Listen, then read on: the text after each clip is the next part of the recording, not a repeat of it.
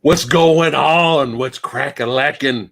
Family, Movie Dojo, Army, what is going on today, tonight? What's cracking? Let's see who's here today. Let me get everything up and rocking and rolling here. Boom, boika bam! Live Q&A. What's up, Movie Dojo Army? Let's see who is here from the Army. All right, who's here? Who do we have here? All right, we got Dog Soldier in the house. Trey Doe, what's going on? Asian movie enthusiast, let's start the ruckus. That's right. Who else we got here today? Oh, Master Chaos, the legend, is here. Popped in. Thank you, sir. All right. We got, let's see.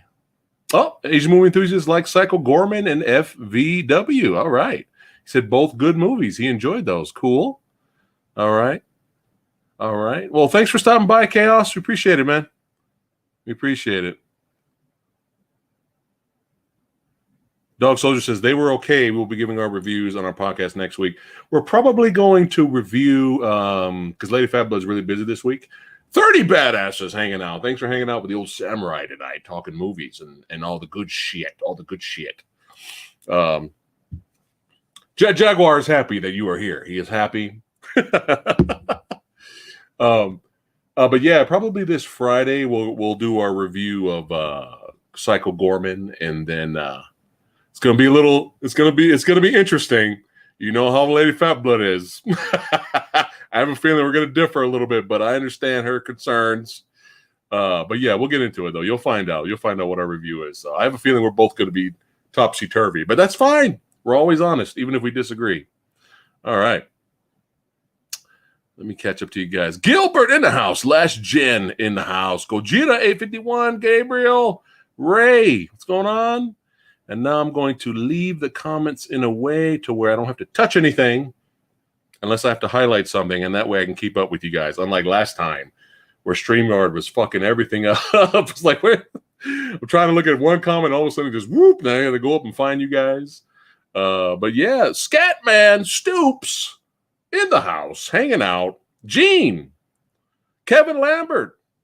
He says, I have ordered every Godzilla versus Kong Funko Pop and the 2 Monster Arts figures for all their kaiju glory. Well, I'm jealous of those Monster Art figures. They're pretty awesome.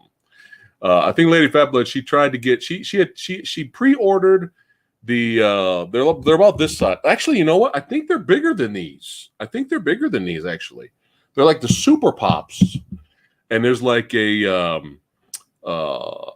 neon light color version of Kong and Godzilla big ones coming. I think she tried to pre-order those, so hopefully we get them. If not, it's not the end of the world.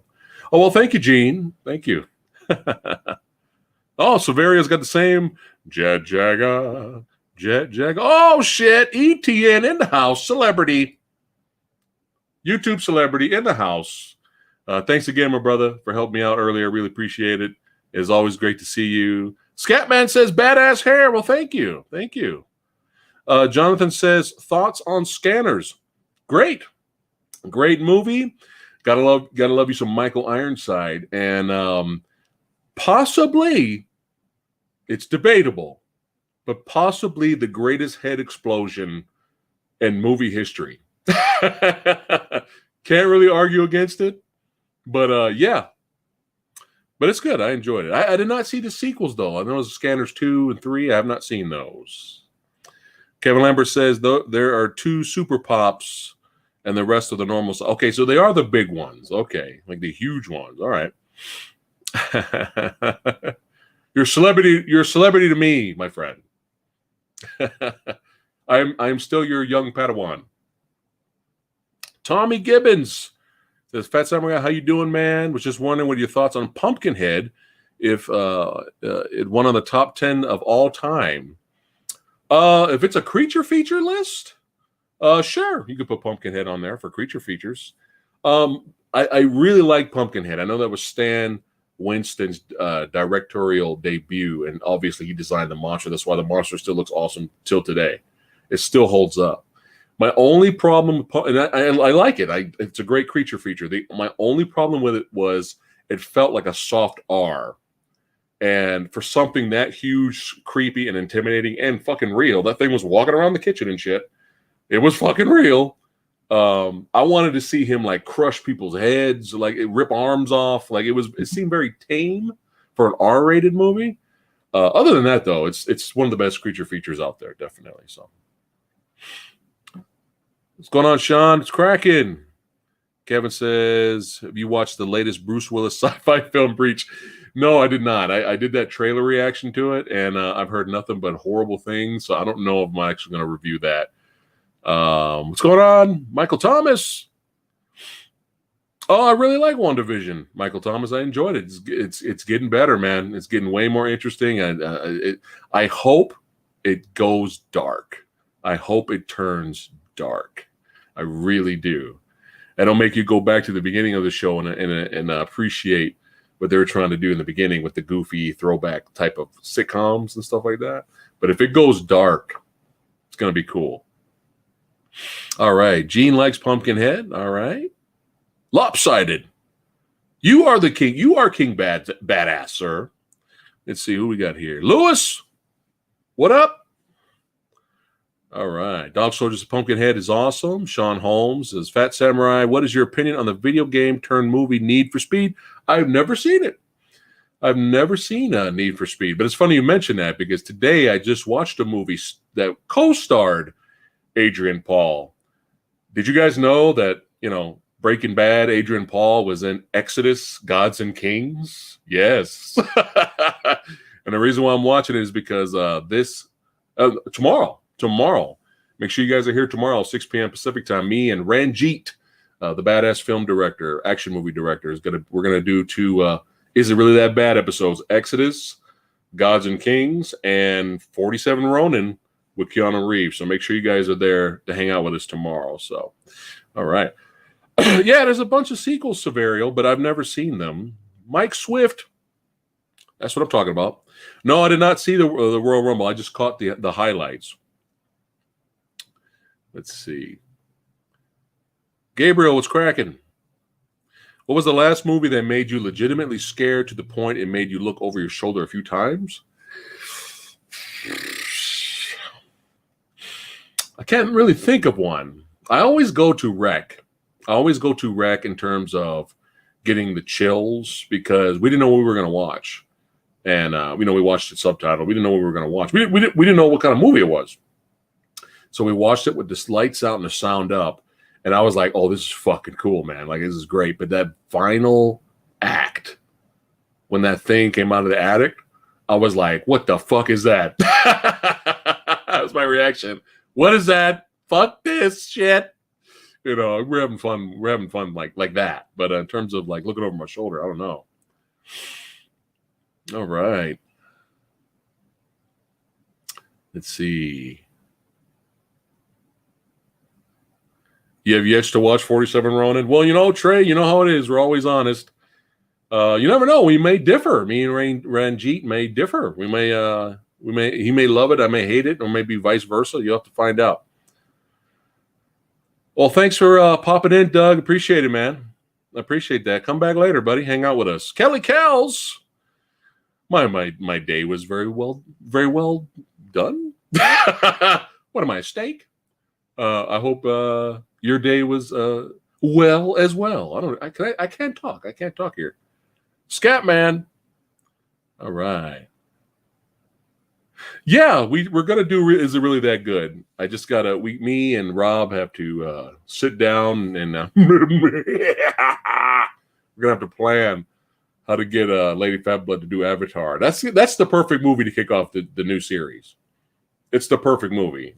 There's no point in me doing another movie first. I'll do other movies after that. So, but my Dog Soldier says my wife loves Eastern Promises. That's a fucking badass movie, man. It's a good movie. Not an action movie, but it's great. Let's see. Aztec, I was just introduced to your Is It Really That Bad series. I think Rocky V would make a great episode, considering all the hate it gets. We'll see. We'll see about that. Is Starship Troopers good? Well, yes. It's fucking amazing. David, what's going on? Who else we got here? If I miss any of your comments, I'm sorry, guys. I don't want to touch anything. because last time StreamYard did some weird shit, so I'm slowly kind of read what you guys are doing. Oh, well, thank you, Ray. Edge of Tomorrow is great. Edge of Tomorrow is great. Very underrated movie. Burnaby. How you doing?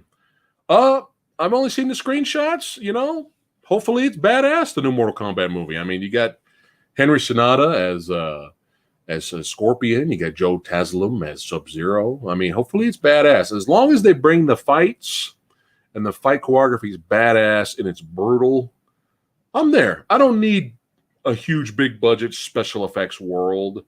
Of course, that's always fun, but as long as what? The fights were dope. As long as people coming away, they got their money's worth with the fights. So, Bobby, what's going on? Kelly says her day was filled with earth science homework. Woo, I don't envy you. School? What's that? No, you keep doing your thing. It's going to benefit you in the end. So keep doing it. Let's see, we got here. Severio played some Jurassic World Evolutions earlier. Dog Soldier says Starship Troopers is awesome. There you go. Got some Starship Troopers love here. Adam. Let's see. History of Violence is good too, man. Both great David Cronenberg movies.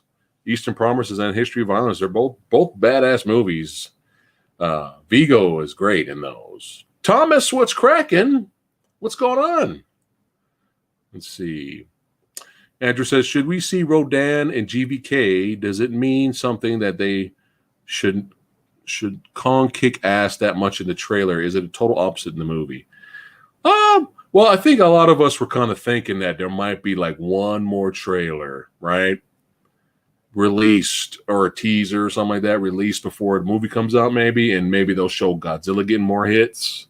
I wouldn't be surprised if that happens. Rodan from King of the Monsters is so fucking dope. So they can bring Rodan back in every movie at that point from not moving forward, even if it's just a cameo. Peter says, do I like 50s sci-fi horror? Yes. I just not the top of my head. I can think of a lot of them, but yeah, I have respect. I have respect for the old school, of course. Let's see here. I've been meaning to want to watch The Day the Earth Stood Still, the original. And I was going to watch the Keanu Reeves version first. And I think last time we streamed, I think a lot of you guys in chat were like, don't even bother watching the Keanu Reeves one. Just go straight to the old one. So I'm going to have this. It's still on the list. I'm still going to do that.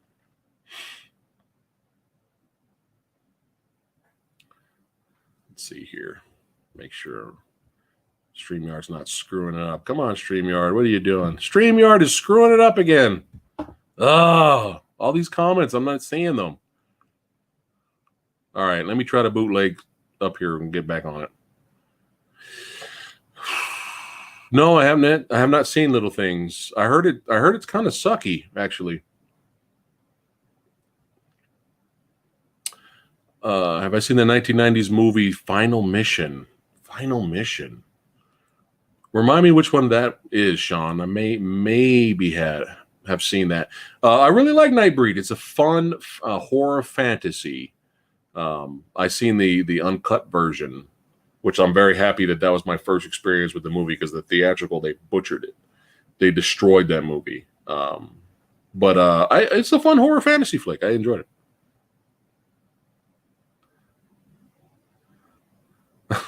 Barbie and SpongeBob movies all day, huh?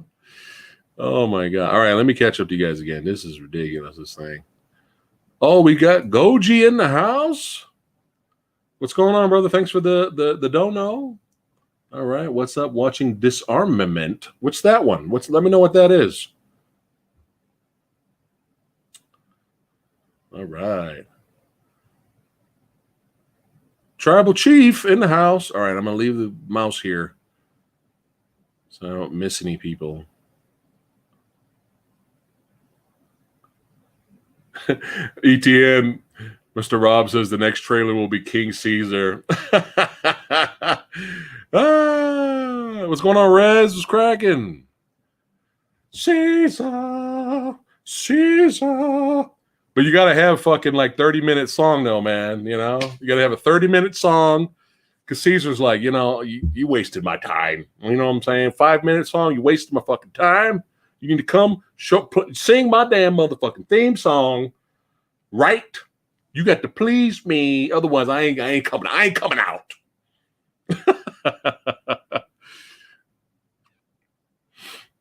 Do I think Jared Leto's Joker would appear in the Snyder Cut of Justice League? Well, I don't know if you guys have seen the teaser photo of Jared Leto's Joker that will be showing up in Snyder's Cut.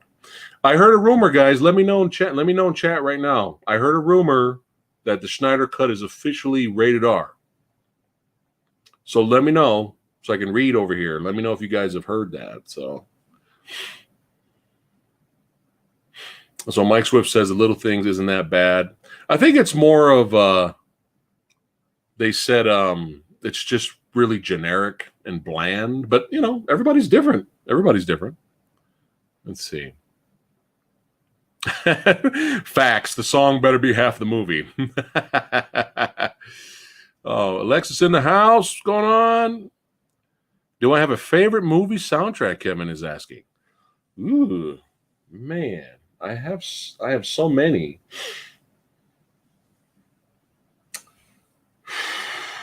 I'll name this one off the top of my head. I'll name one of them. The soundtrack by I think it's Idleman. I think that's his name. Dragon: The Bruce Lee Story is fantastic. That is a fantastic score. When you hear that score, you're gonna be like, man, they done used this soundtrack for like 5 billion movie trailers. You're gonna recognize it. But Dragon: The Bruce Lee Story is great, really good in terms of scores. Really good. Oh, you're watching Detachment. Okay, Goji. All right. So Final Mission stars the actress who was popular in the Highlander TV shows, Elizabeth Grayson. I don't know if I've seen that one. Junkie XL's version of King Caesar song, that might be the greatest thing ever. Aztec says, don't hate, but I think King Caesar can work in the Monsterverse. Just take away the singing and make him a badass ancient titan, and you got it. Adam says, I want flying Godzilla tail tucked in and using his atomic breath to fly. There you go. Favorite soundtrack, Mortal Kombat. Oh, I burned all the Mortal Kombat soundtracks to death. Like, not burn them, but I just listened to them so much. Rabbids, I've seen the original Rabbids once, and I remember liking it. But I have not seen the remake. Let me know if the remake's good, guys. Coach P, thanks for the dono. No, I did not watch the Royal Rumble. I did see the highlights, though. But congratulations to Edge and Bianca Belair. Perfect. Those are perfect. You know, my girl is, even though I don't really watch wrestling, I'm kind of off and on now because I don't have the network. Rhea Ripley's son. Come on. You guys should know I like Rhea Ripley. It's Lady Fat Blood. But no, Bianca Belair, she's deserving. All right. Dog Soldier, thanks for the dono. Old Samurai, you need to do Is It Really That Bad? Featuring Laser Mission, the Brandon Lee film. I seen Laser Mission, but it was not a he looked like he was having fun in it, but it was not a good version because it was like full screen. The picture was terrible. The sound was terrible. So it wasn't the greatest experience, but I think it's on Amazon Prime. I might give it a rewatch. Crow soundtrack and the score is great. Oh yeah, man. I think it's Graham Revell, right? Did the score for The Crow. The Brood. Did I just watch that? No, it's in my queue. The Brood is in my queue and HBO Max to watch. I have not seen it. All right. Lady Fatblood really likes American Gods. She only seen the first season though, but she likes it. Tribal Chief says Rhea Ripley kicked ass in that Rumble till she got tossed out. That's what I heard. So, is there any actor that portrayed Bruce Lee in a film that you think killed it? I know the one from Once Upon a Time in Hollywood gets a lot of hate. killed it did a good job. I'd say the Shaolin Soccer guy. I keep forgetting that actor's name, but he's pretty much played nothing but Bruce Lee roles all the way up to Ip Man 4. He's done a good job. Let's see here. Goji says, have you seen No, I have not. Is that the Netflix? It's from the people who did Futurama? I think that's the show. It's like a fantasy show. No, I have not seen it. I have seen Legacy of Rage. I got it on DVD. That last finale shootout. Dude, that's like Hong Kong, classic Hong Kong 80s. Carnage. Thoughts on Gangrel the wrestler? Oh, man. Come out. Yeah, that walk. Yo, speaking of the Brood with Edge and Christian and Gangrel, that stable should have lasted a long time. Like, they wasted a really cool... The Gangrel's theme song is still one of the best wrestling theme songs ever, even up to this day. Like, they had something there, but they just kind of just killed it. Oh, Jason Scott Lee, of course. I'm talking about like martial arts physical ability. I think the other guy did a lot better. But Jason was great in terms of acting, of course. Brad Movies, he doesn't understand why people love History of Violence. The acting was terrible. Oh, okay. Rumble in the Bronx. Fun. That was actually one of my big main introductions to Jackie Chan in the theater, believe it or not, because that actually got released over here in America. So I have not watched Birth of the Dragon. I heard a lot of mixed things on it. If there's a way I can watch it for free, I'd watch it for free. Oh, okay. Res Local didn't like... he was okay with the Child's Play remake. Adam got a copy of Mothra Steelbook. All right. And Dog Soldier says, Rumble in the Bronx is my favorite Chan movie. 60 badasses. That's right. Hanging out. You guys are hanging out with the old samurai. You're giving me the power to flex and be more buff. That's right. You're strengthening the samurai tonight.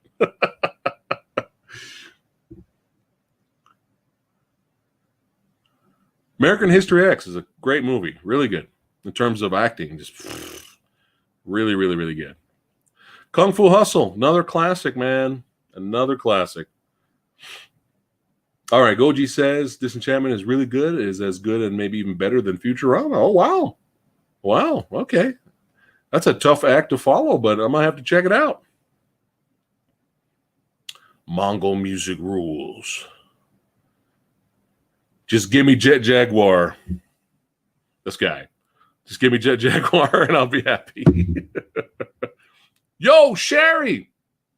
It's cracking.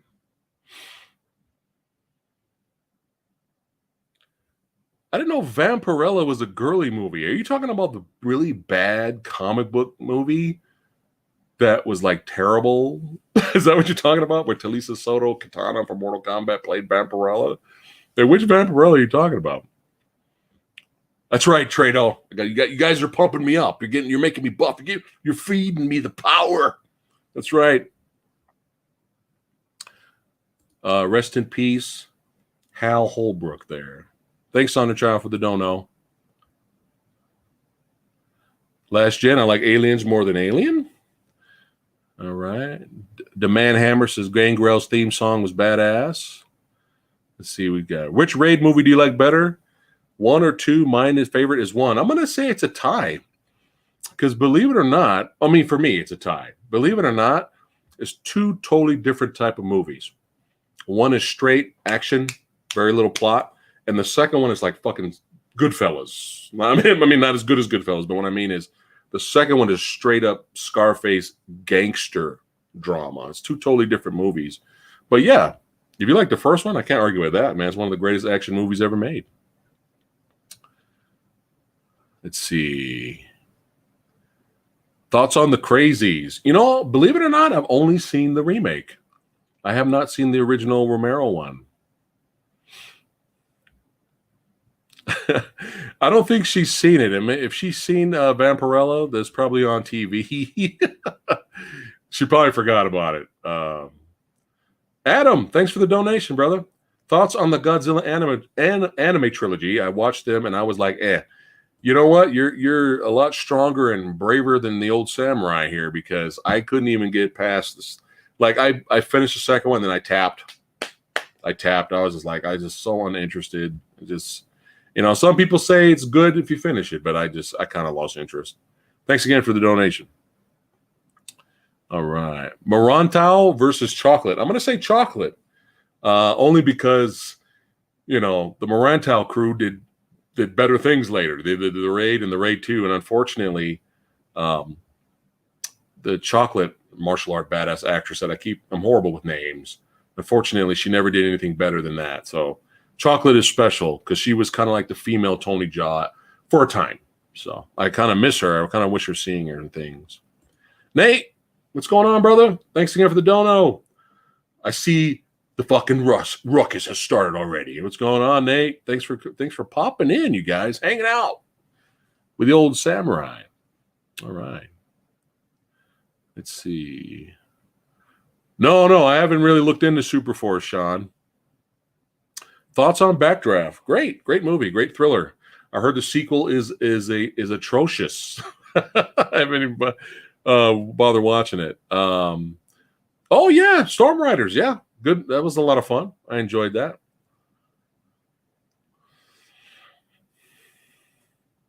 Now, Brad Movie says here, did you know that the Sub-Zero and Scorpion are getting a 10-minute fight sequence in the new Mortal Kombat? Really? I'll be the judge of that. We'll see. We'll see about that. That sounds like poppycock right now. But if it happens, I'll be excited for it. Thank you, Eric. Jaja Yanin. That's her. Jaja Yanin. Thank you. All right. Saunders says, will you watch the HBO series of The Last of Us? Sure, why not? But it's not on the top of the list, though. I still got to watch Warrior Season 2. I'm hearing Lovecraft Country is really good. I mean, there's so many. It's ridiculous. How many? Top 3 horror movies of all time? Oh, my goodness. That's really difficult to do. Let's see here. All right, Kevin. Have a good day at work, brother. Be safe, man. Groundhog Day is a lot of fun.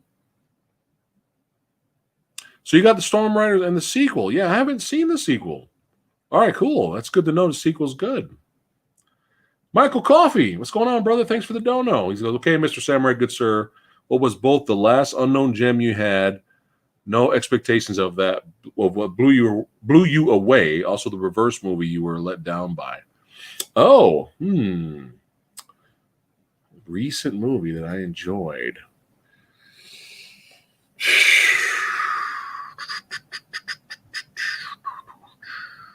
Probably Fat Man. I really enjoyed Fat Man a lot.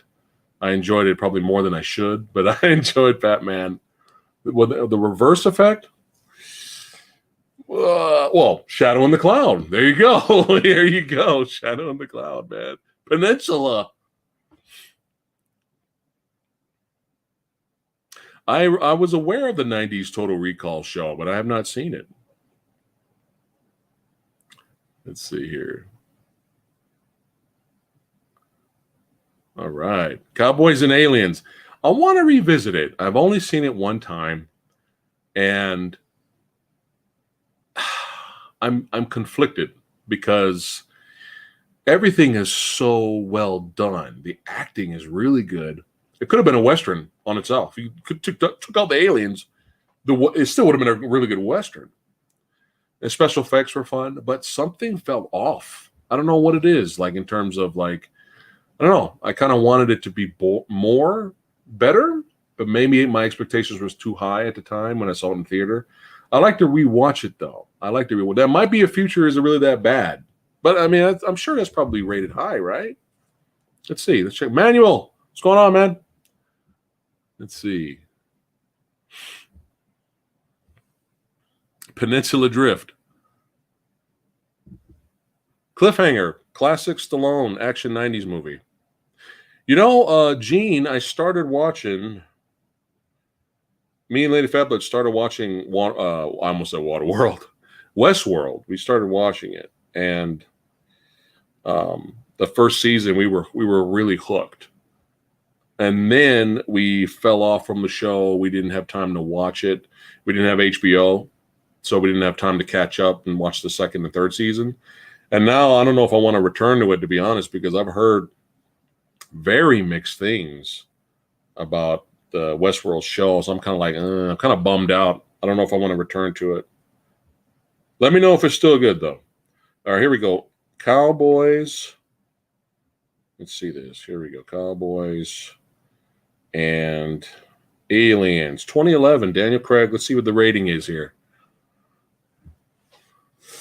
It's 44%. I don't know if that's terrible. It's not 60, but I don't know if it's enough to do. Is it really that bad? Actually, you know what I was thinking about doing, guys? A future versus episode: Cowboys and Aliens versus Battle of Los Angeles. I was thinking about doing that. 2 alien invasion movies. That might be a fun versus. I might do that instead. I have seen Aliens versus Ninjas, and it's fucking hilarious. It's hilarious. Oh my goodness. I know Sexy Sumo always recommended Shameless to me. I just haven't got around to watching it. Demolition Man, classic 90s action badassity and comedy. Very underrated movie. Definitely, I think it's slowly getting its due now because the movie was really ahead of its time, predicting things in the future. But all right, so last gen light Cowboys versus Aliens. Okay. Yeah, it looks like you guys are liking that idea. That's a good versus episode. We'll see if we can do that. Maybe next week. Let's see here. Zamora, what's going on? What's cracking? Adam says Battle LA is better than Cowboys in his opinion. Predators 2010 is my favorite Predator movie. Which was yours? Oh, man. My favorite Predator, if that's your favorite Predator movie, my favorite Predator movie of all time is Aliens versus Predator Requiem. There you go. Alexis liked Battle of LA. I'm just kidding. I'm just kidding, Ronald. The original, of course. Come on. Abraham Lincoln versus zombies. It's goofy fun.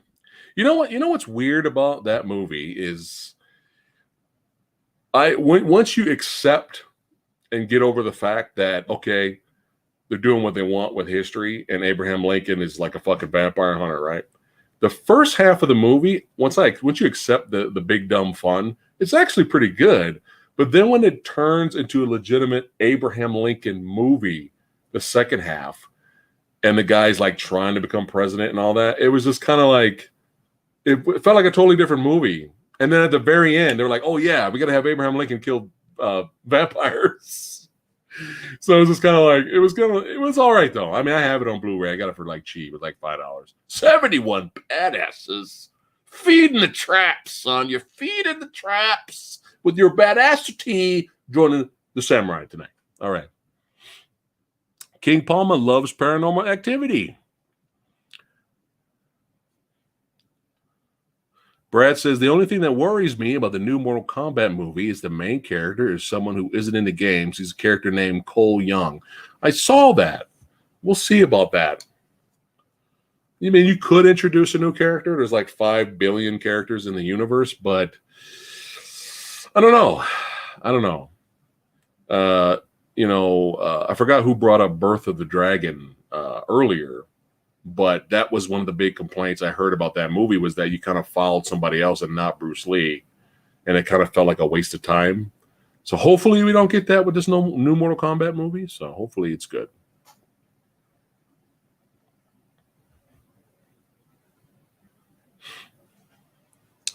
All right. Sorry. Oh, Lady Fat Blood cameo. Sorry. She's got things to do. She's getting ready today. Let's see here. Gene says, I just saw 2 clips from History of Violence, and Viggo Mortensen is definitely a badass. Yeah, watch the movie. Don't ruin it. Don't spoil it for you. But yeah, definitely check it out. It's pretty good.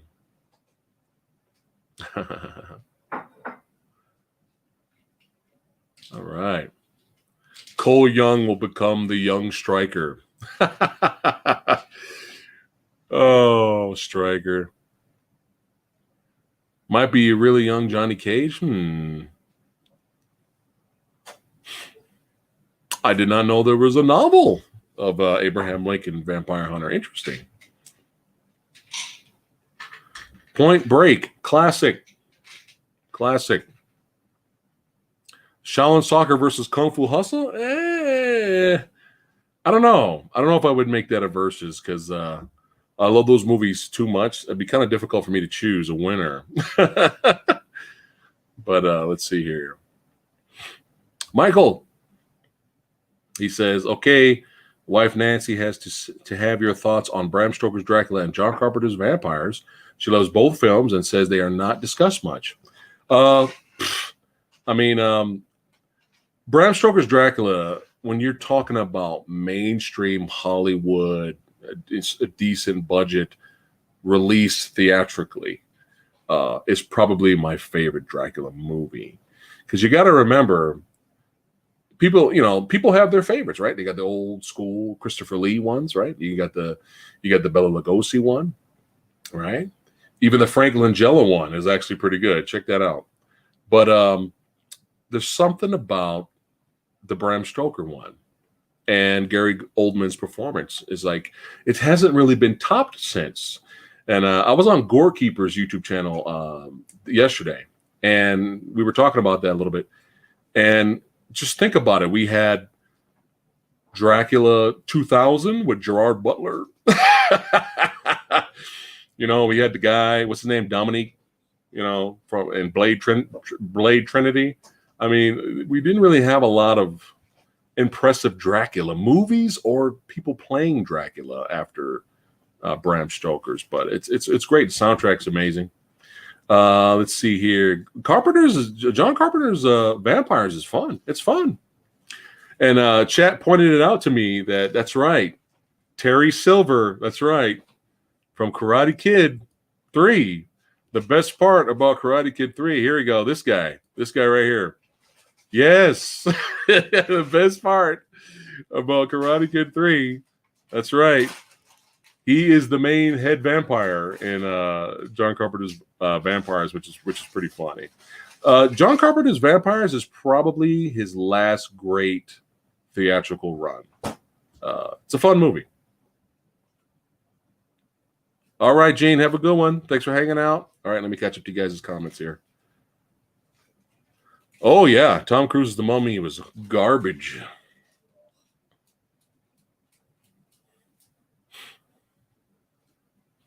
We did a review on it a long time ago. It's not the greatest video, but you can at least see our reactions to it. Oh, man. Haven't seen Queen of the Dam. I like Children of the Corn. The first one was fun. It was fun.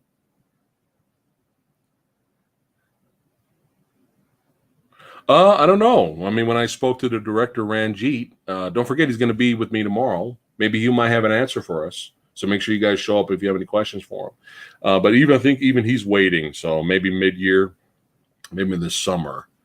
Hopefully.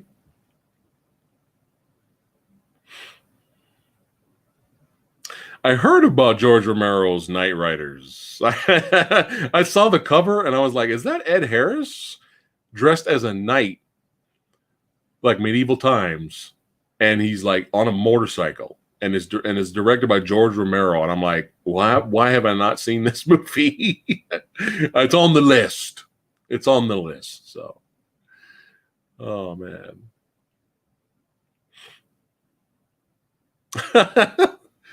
Are these trolling questions, Sean? You should know Lady Fat Blood by now. She thought those movies had too much romance in it.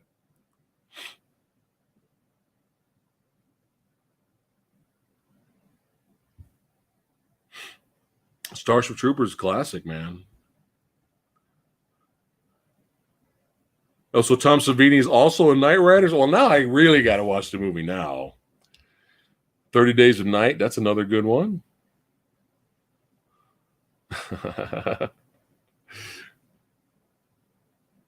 Peter's got 30 Days of Night. It was pretty badass, man. It's pretty good. Pretty good movie. I heard the sequel was terrible, though. Cube got remade? What? I didn't know that. Really? Interesting.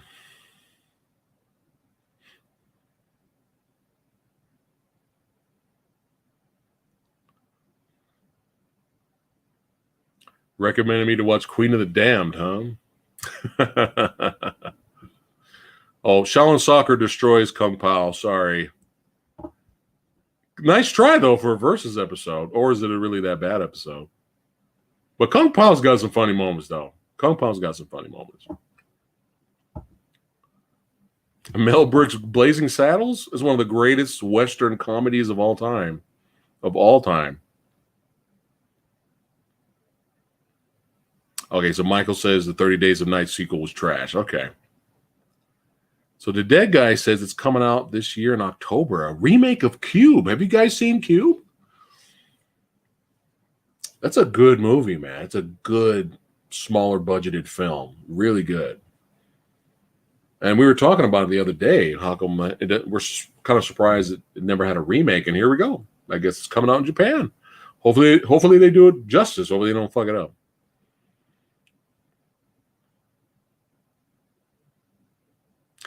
Well, Scatman, I love Aaliyah, but I know that should have been enough to watch the movie. But all my buddies around that time were like, dude, don't see it, it's trash. So I just kind of just stayed away. If I can find it for free, maybe I'll check it out. Nemo in the house. What's going on, Nemo? What's cracking?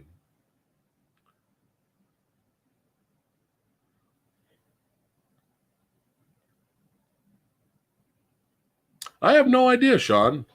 I think I mentioned that maybe a couple of streams ago. Why, you got two of the biggest video game franchises of all time. Call of Duty, Halo, Gears of War. Why is there no movie? It's very, very strange. Very strange why there's no movie. All right, Cosmic Fire says Cube is underrated. Did not care for Cube prequel and Cube 2. Yeah, I didn't bother watching those others. I guess I didn't miss out on anything. I have not seen Drill Bit Taylor. King Kung Fu, is that the King Kong parody movie? Because that was terrible. That was bad. If you want a good funny parody movie, then watch the Kentucky Fried Movie. Or there's better ones out there. But I mean, if you like it, cool. But that's oof. It's pretty bad for me. I was tortured. Nemo says if the Bourne franchise had better action. Oh, I lost you. Hold on. If the Bourne franchise had better action choreography, would you have rated the movies higher, given the story and the rest of the content of the movies? Well, my issue is not. The first one's fine. My issue with the 2 and 3 though, and 4, wasn't the fight choreography. It was the filming of the fights. That was my issue. The movement from Matt Damon and the stuntmen were good. These are all badasses. The stuntmen were all badasses. But it was the filming of them. The director was trying to do a realistic shaky cam type of effect to make the fights more exciting. And back then, nobody really noticed. But you notice now, unfortunately. But back then, people were like, oh, these fights are amazing. But now it's like, ugh. But luckily, fuck the 4th movie. Fuck that movie. But the first 3, the story and the characters are good enough to where, I don't mind owning them and watching them again.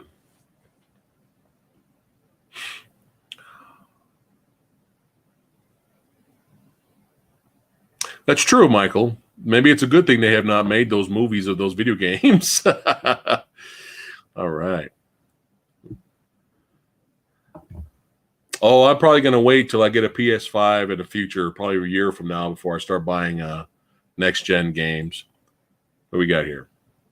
Gilbert, thanks again for the dono, man. You rock, man.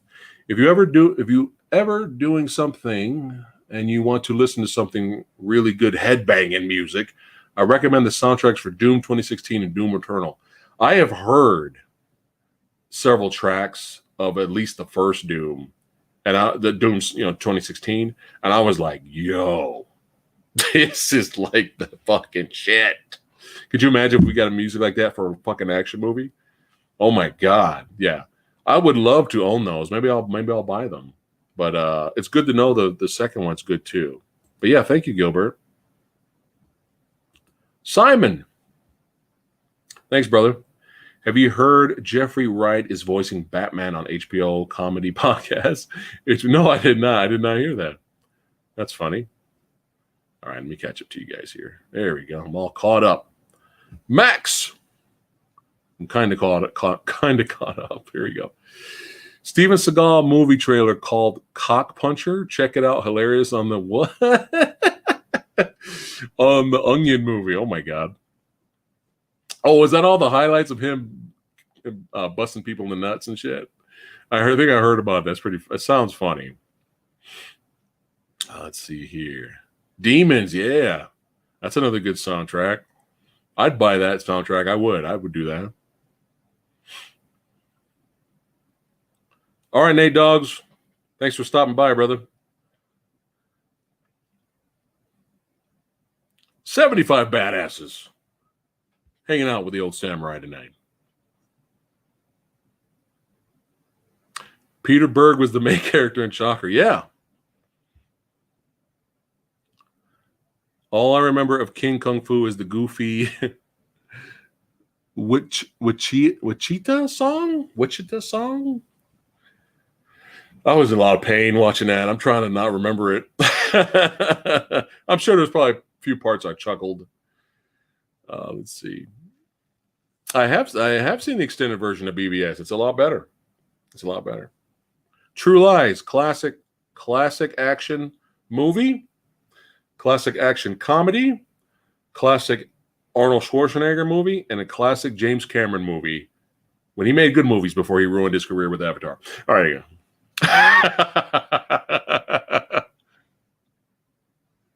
Which animated Batman movie is your favorite?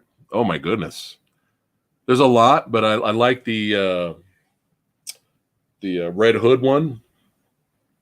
I like that one a lot, and I like the two-parter. What was it called? The Dark Knight Returns? No, I'm trying to remember. The one based off the Frank Miller work, the two-parter. That was badass, man. Really good. Oh, cool. You got to see Sabbath. How awesome is that? Favorite Bond movie?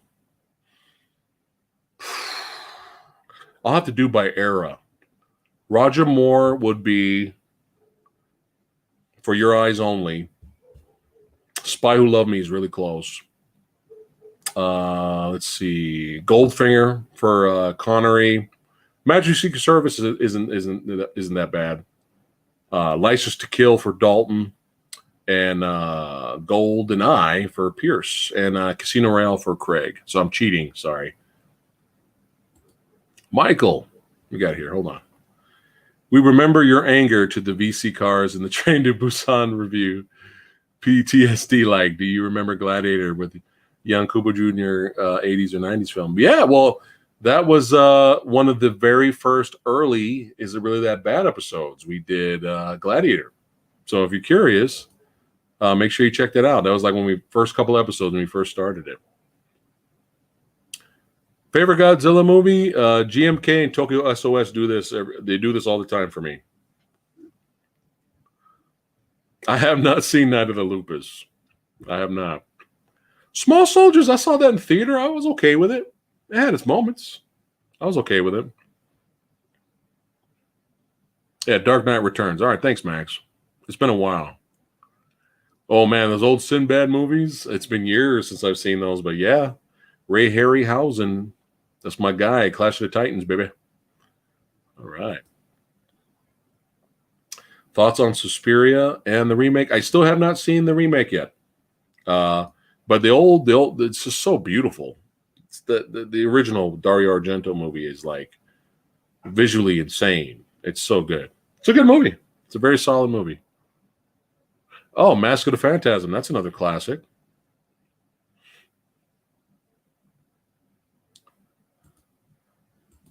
Hurricane Smith?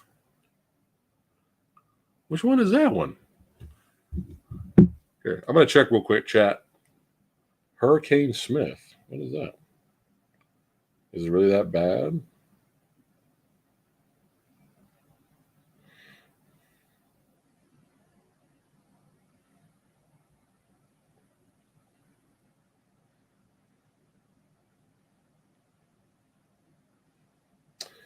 Carl Weathers is in this, huh? Well, the audience liked it. They gave it a 57%. But no, there's no rating at all for on Rotten Tomatoes. They didn't even bother reviewing the movie. I'll look into it, though. We'll see what's up.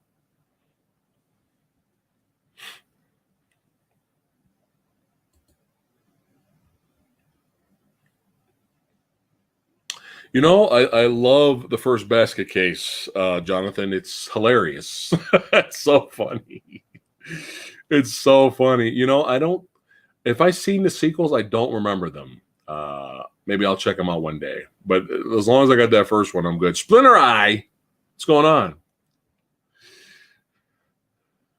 TMNT versus Batman. Favorite Batman movie. That was so much fun. That was so. I was fanboying out with all the references to the 1990 Ninja Turtles movie in that movie. I was going crazy.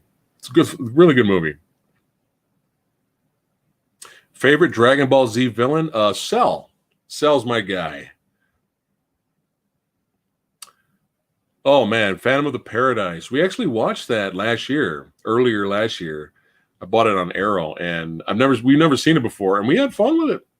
And again, like we mentioned before, we're not really fans of musicals, but it was such a crazy movie, man. Like we kind of dug it. Naked Gun. Well, at least the first two. All right, Severio likes Godzilla 2014, King of the Monsters, Final Wars, Destroy All Monsters, Godzilla 2000, and Space Godzilla. That's his list. Splinter Eye says he tried watching the old It movie for the first time since it first came out. I think the remakes are way better. I don't blame you. It's. But you got to remember that the old It movie wasn't really a movie; it was a TV series. So. But there's a lot of nostalgia for the old It. A lot of people are fans of it. I like the new It, the first one, better than the second one. I think the second one had its moments, but kind of dropped the ball in certain places.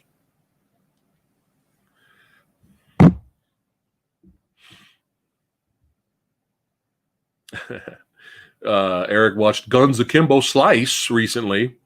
He said it was obnoxious but watchable. Yeah, it's turn your brain off fun. It could have been a lot better though. But yeah, it's all right. Oh, Rob says, Cell is my favorite as well. I mean, I know everyone likes Boo, but I know because he's so much more powerful. But it's just kind of like personality-wise, Cell would fuck with you. Like Boo wouldn't say shit. He'd just kick your ass. Cell would fuck with you. Cell will make you feel like you're winning just to fuck with you. And then when you think you got him, he's like, oh, I have this. I have 4 arms now. He just destroys you. But Cell's is like a lot of fun. I love the voice actor and all that. So I have not seen You Were Never Really Here. The Joaquin Phoenix movie, right? He's kind of like a vigilante. I wanted to see that. All right. People Under the Stairs.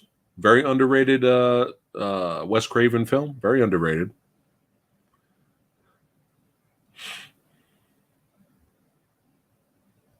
To the 90s guitar Lincoln. I'm glad it made you laugh, Michael. I'm a knucklehead.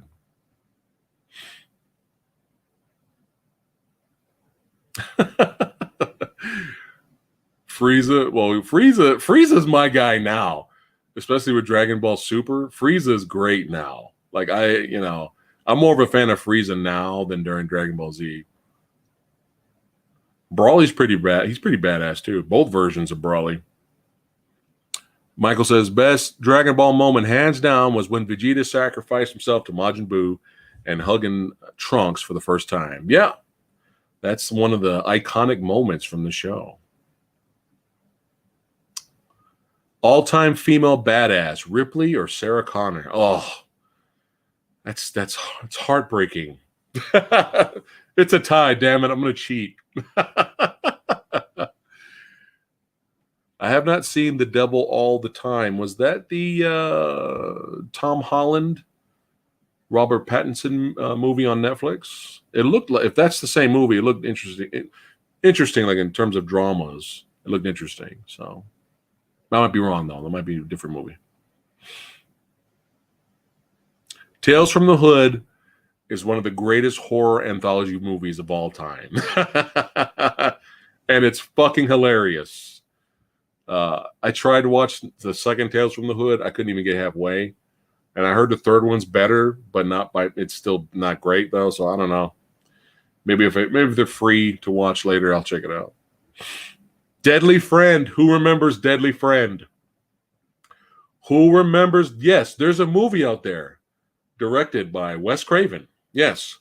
And in this movie, I'm going to spoil it for you right now. Fuck it. In this movie exists. We have, what's her name from, God damn it, Buffy the Vampire Slayer, the movie. What's her name? Help me out, guys. Oh, Christy Swanson. Thank you, dog. Christy Swanson grabs a basketball and throws it at, Throw Mama from the Train actress, the old lady, and her head explodes. This movie exists. If you have not seen Deadly Friend, there you go. That's the best part of the movie. Sorry I ruined it, but if you're curious to watch it, there you go. Reign of Fire, son. Reign of Fire. I'm checking this right now if I own this on Blu-ray. I'm checking this right now. I highly recommend Blu-ray.com app. You can store all your movies in there. I don't think I have this. I don't think I have Reign of Fire.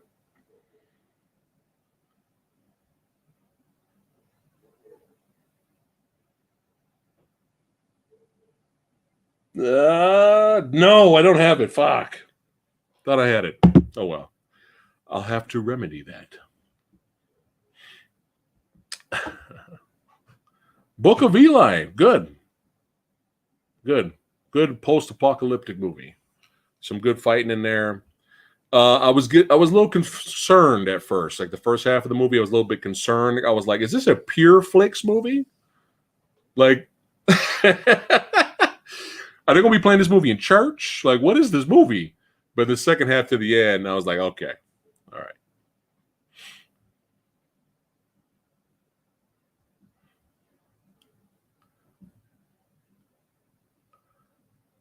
Yes, Nemo-like Cabin in the Woods.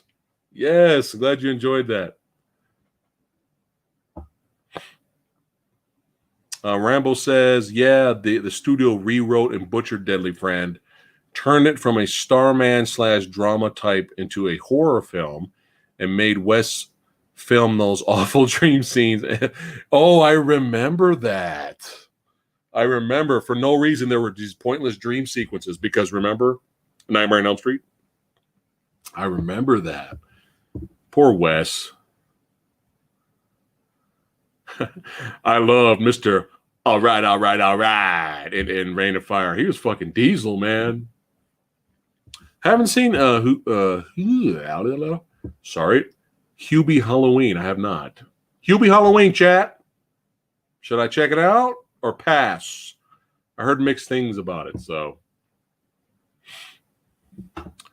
let's see. It's funny you asked that, Simon, because I watched Exodus: Gods of Egypt today, and I'll be talking about it tomorrow.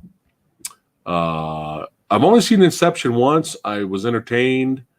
I want to revisit it, though. Michael, Final point, though. We love Nolan's Batman. We love Nolan's Batman 89 Keaton Batman will always be our Batman. Samurai, tell these young people how long the lines to see it were.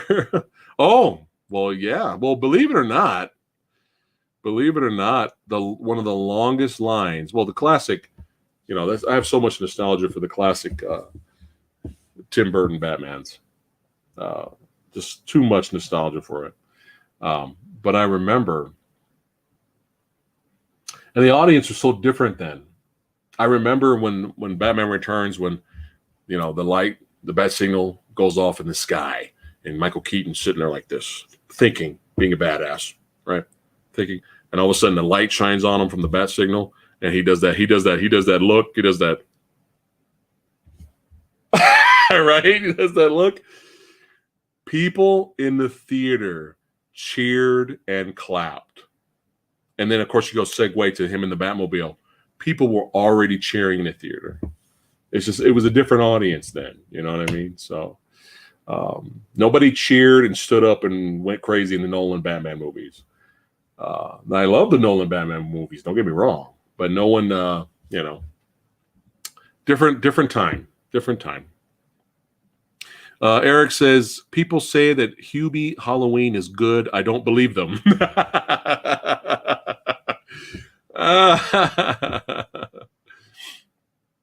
Demand Hammer says Keaton's Batman looked a bit silly in the first one. Well, you could have had that, or you could have had Adam West's outfit. You gotta remember the time. You gotta remember the era. Okay, that was as good as it was gonna get at that point. It's funny. Somebody mentioned. No, we were talking. Who were they talking to? I don't remember. I don't know who I was talking to, but people were complaining about how Nolan filmed the fight scenes in Batman Begins and how you really couldn't see them well, and a lot of that was due to the huge, gigantic cowl Christian Bale had in the first one. He could barely move.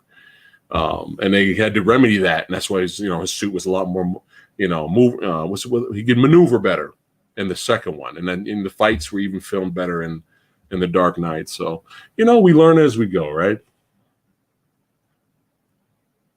How about The Edge? I love that one. I always talk good about The Edge, man.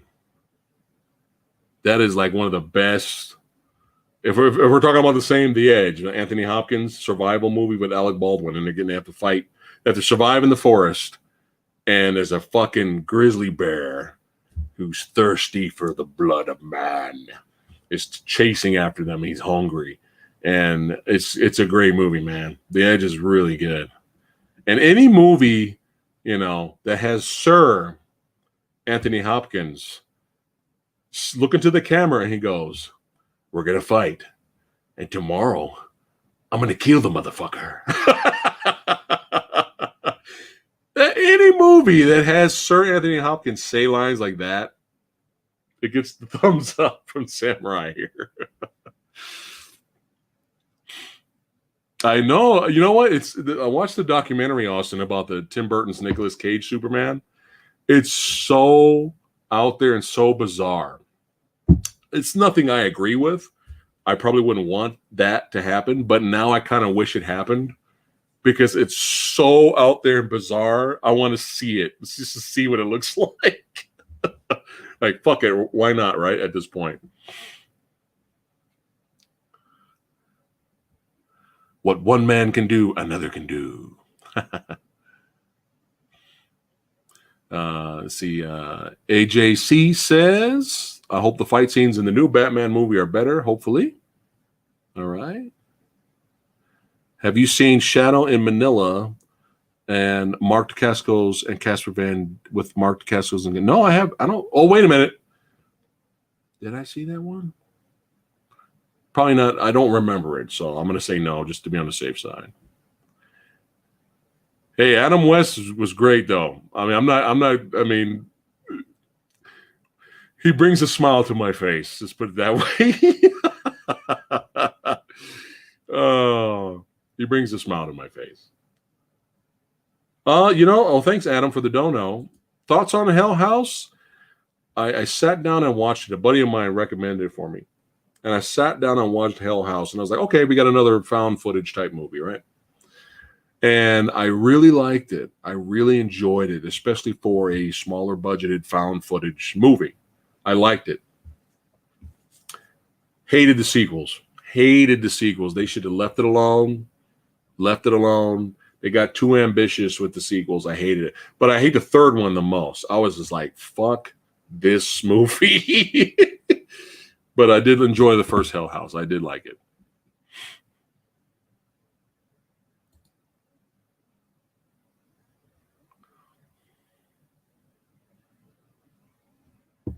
All right. Goji says, is it really that bad? Resident Evil live action movies. Well, which one? You can pick any one. Oh, who knows in the future? Who knows, Goji? Wait, hold on here. Let me see here.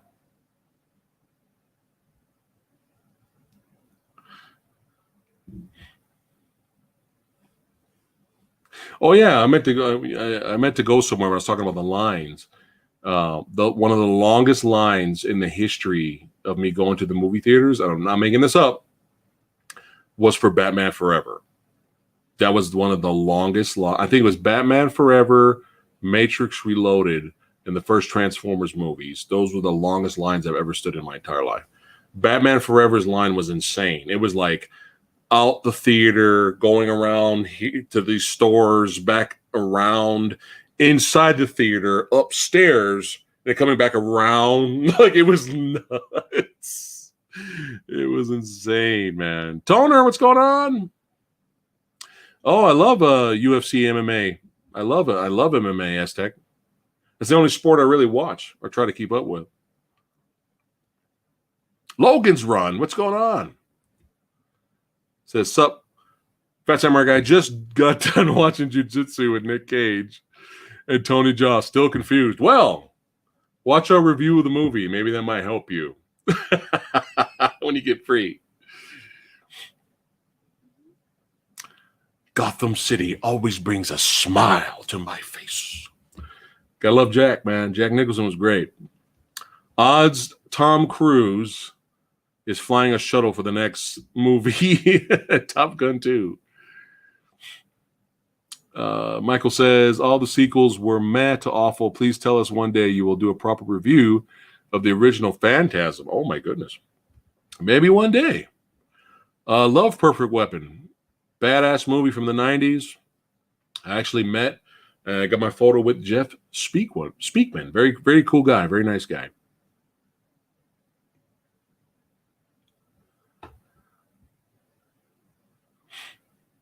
Aztec says he remembers the line for Aztec World was insane. I'm sorry, Jurassic World. The theater was in a mall, and they had to clear out and use the entire floor. Oh, my, wow, look at that. Look at that. They had to use the entire food court. Look at that. That's pretty crazy.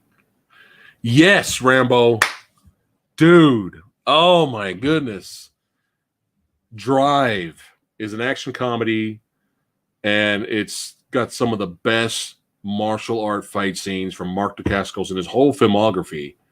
This is like top 2 for me, like for him. Like, and it's finally 5 billion years later. It's finally coming out on Blu-ray, man. So finally, so I'm excited. I'm pre-ordering that shit. Billy Zane is great, but you got to give him the right role and you got to give him the right movie. Like his role in Tales from the Crypt, Demon Knight, might be the greatest role in his whole career. It's like he's brilliant in that. Oh God, Congo. Ooh. I don't know, man. Like I saw it in theater, and I like some parts of it. I kind of was okay, but I don't know. I think it just fell apart in the end.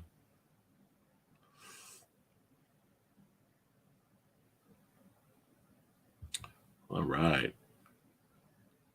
No, I did not like Driven from Sylvester Stallone. I did not. The special effects were terrible. I felt sorry for everybody involved in that project.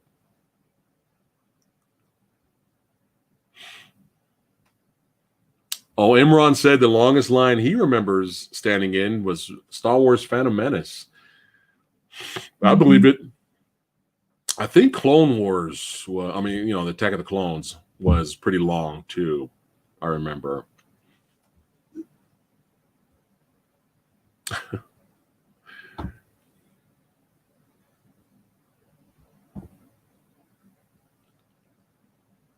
Stop or my mom will shoot.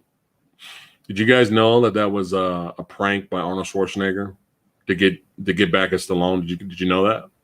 Look it up. It's hilarious.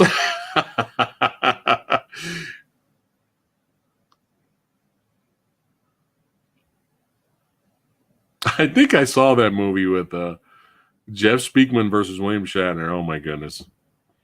I remember having a lot of issues with it, but there were some goofy moments. Thoughts on Beauty and the Beast? We're talking about the original classic. Which Beauty and the Beast we're talking about here? Oh, I got Ghost Dog. All right. No, Austin, I really wanted to get the Arrow release of Tremors. That was a beautiful box, came with a poster and lobby cards, and I think it was 4K. If it's not in 4K, I think it was 4K scanned. I really wanted it, but I couldn't afford it. So,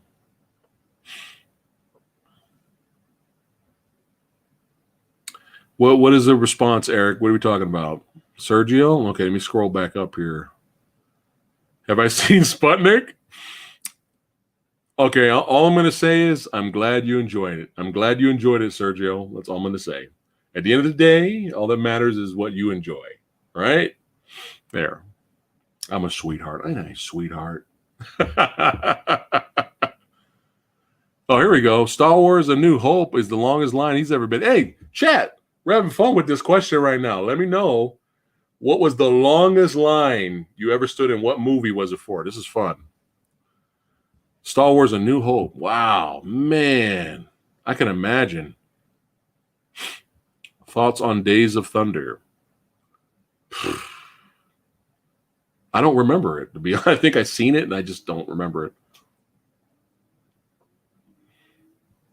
Favorite era of action movies? I'm right there with you, Rambo. 80s and the early 90s, man. Every era has every era has their own great action movies. But yeah, you can't. It's hard. It's really hard to beat the 80s and the early 90s. It's very difficult. I don't want a remake of Exorcist. I don't want it, but I guess it's been long enough. Fuck it. If they made it really good, though, I mean, I wouldn't mind it, but they're gonna bitch out, especially what the girl does in that movie. Hollywood's gonna bitch out. They're gonna bitch out. They're gonna make it a PG-13. They're not gonna have the little girl do which Linda Blair. They're not gonna have her do what she did in that movie. They're not gonna have her little girl do that now. It's not gonna happen. So in a way, if you think about it, it's kind of pointless to do a remake unless they do their own thing. But that's always tough, You forced your babysitter when you was 5 to take you to see Jaws at the drive-in? Wow, you're a pretty badass 5-year-old. Thoughts on McGregor getting knocked out recently? Looks like that was going to be his big comeback, but failed. You know what remind me about the McGregor knockout? It was Ronda Rousey all over again, man. All over again. And it was one of those things where, it could have went either way, though. Like if Connor won, I wouldn't be surprised, right? Because he's got that knockout power. But if Dustin beat him, he's more active. So I wouldn't be surprised. And Dustin's a dog. So I wouldn't be surprised if he won either. But it's one of those, they're gone for a long time. Just like Ronda Rousey. They haven't fought in a long time. And then they come back and then this is almost like words of death, right? When you hear a fighter go, they've been gone forever, kind of past their prime, maybe, but you're not sure. And they come back and the first thing they say is, I'm in the best shape of my life. They're all ripped. Remember Ronda Rousey's back was like he ripped. She looked like a machine. Same thing with Connor, ripped in shape, you know. But you gotta be active, man. You gotta be active, you know. It's you can't take these long breaks. The only guy that kind of pulled it off was Nate Diaz and George St. Pierre. They were the only ones really kind of pulled it off a little, you know. But there you go, Joshua. Just like Rocky 3. There you go. Love Exorcist 3, Peter. Love it. Great movie. Brad Dourif is the shit in that movie. Showdown Little Tokyo is fun. Fun. Oh, okay. So we got some more longest line stories here. He says Toy Story 3 was the longest line. Okay. Watch, they will attempt to remake Jaws. And Michael says Lady Fablow will legitimately have a meltdown. Let's see here. I've been wanting a live action Thundercats movie forever. Ever since that fake trailer. Have you guys remember that? This is like maybe 10 years ago or more. There was a fake fan-made trailer, and they took scenes from movies and they kind of photoshopped the Thundercats paint over Brad Pitt was Lionel, Vin Diesel was Panthro, and it was actually legit. Like, it was kind of cool for like a fan-made trailer. Ever since that, I was like, dude, but the special effects, look at all the special effects, the color, and the action in Thor Ragnarok. You mean to tell me you couldn't do a Thundercats movie, right? I think that would be fun. SWAT Cats movie. Oh, what fun. Aztec says, I would love to see the McGregor-Diaz trilogy now that they are both coming off losses. These two produce straight wars. If they're smart, they'll do that. I don't want to see McGregor-Dustin Poirier 3. There's a story there that they can build off of, but the problem is I think fans would rather see McGregor lose to someone else, because when you lose to the same fighter twice, that's usually a wrap, right? That's a wrap. So if he has good, entertaining fights with like Justin Gaethje and Nate, you know, but he's still good, entertaining fights, and the fans are like, this is exciting. Even if he loses, he still kind of wins. But if he goes back and fights Dustin again and loses, that's it. That's all. It's over. Terry Crews should play Panthro. Hey, I guarantee you he would probably want to do that. Monster Squad, love it. There's a documentary. I don't know if you guys knew this, called Wolfman's Got Nards. There's a documentary out there. I have not seen it, though. The Dark Knight on opening day was long. Yeah, it was. It was. I kind of remember that, but we pre-ordered our tickets, and it had assigned seating, so we kind of lucked out. But I remember it being like out of the theater. Hollow Man, I only seen it once, but I remember liking it. I remember liking it.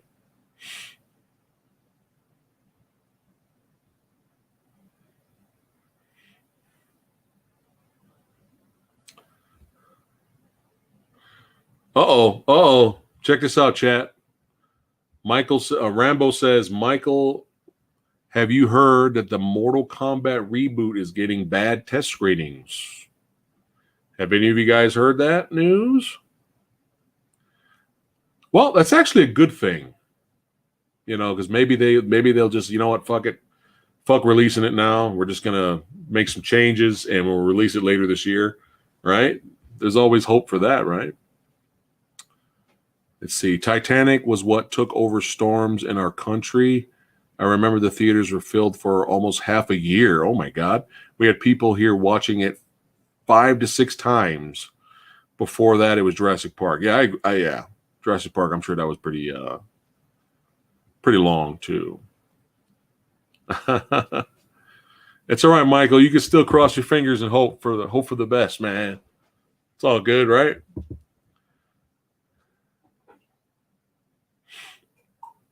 Not in our area, Goji. Definitely not out here. There'll be no theaters open out here. Hey, as long as we watch it, right? As long as we can watch it at home and finally see the movie, that's all that matters. Favorite comic book film? Oh my goodness.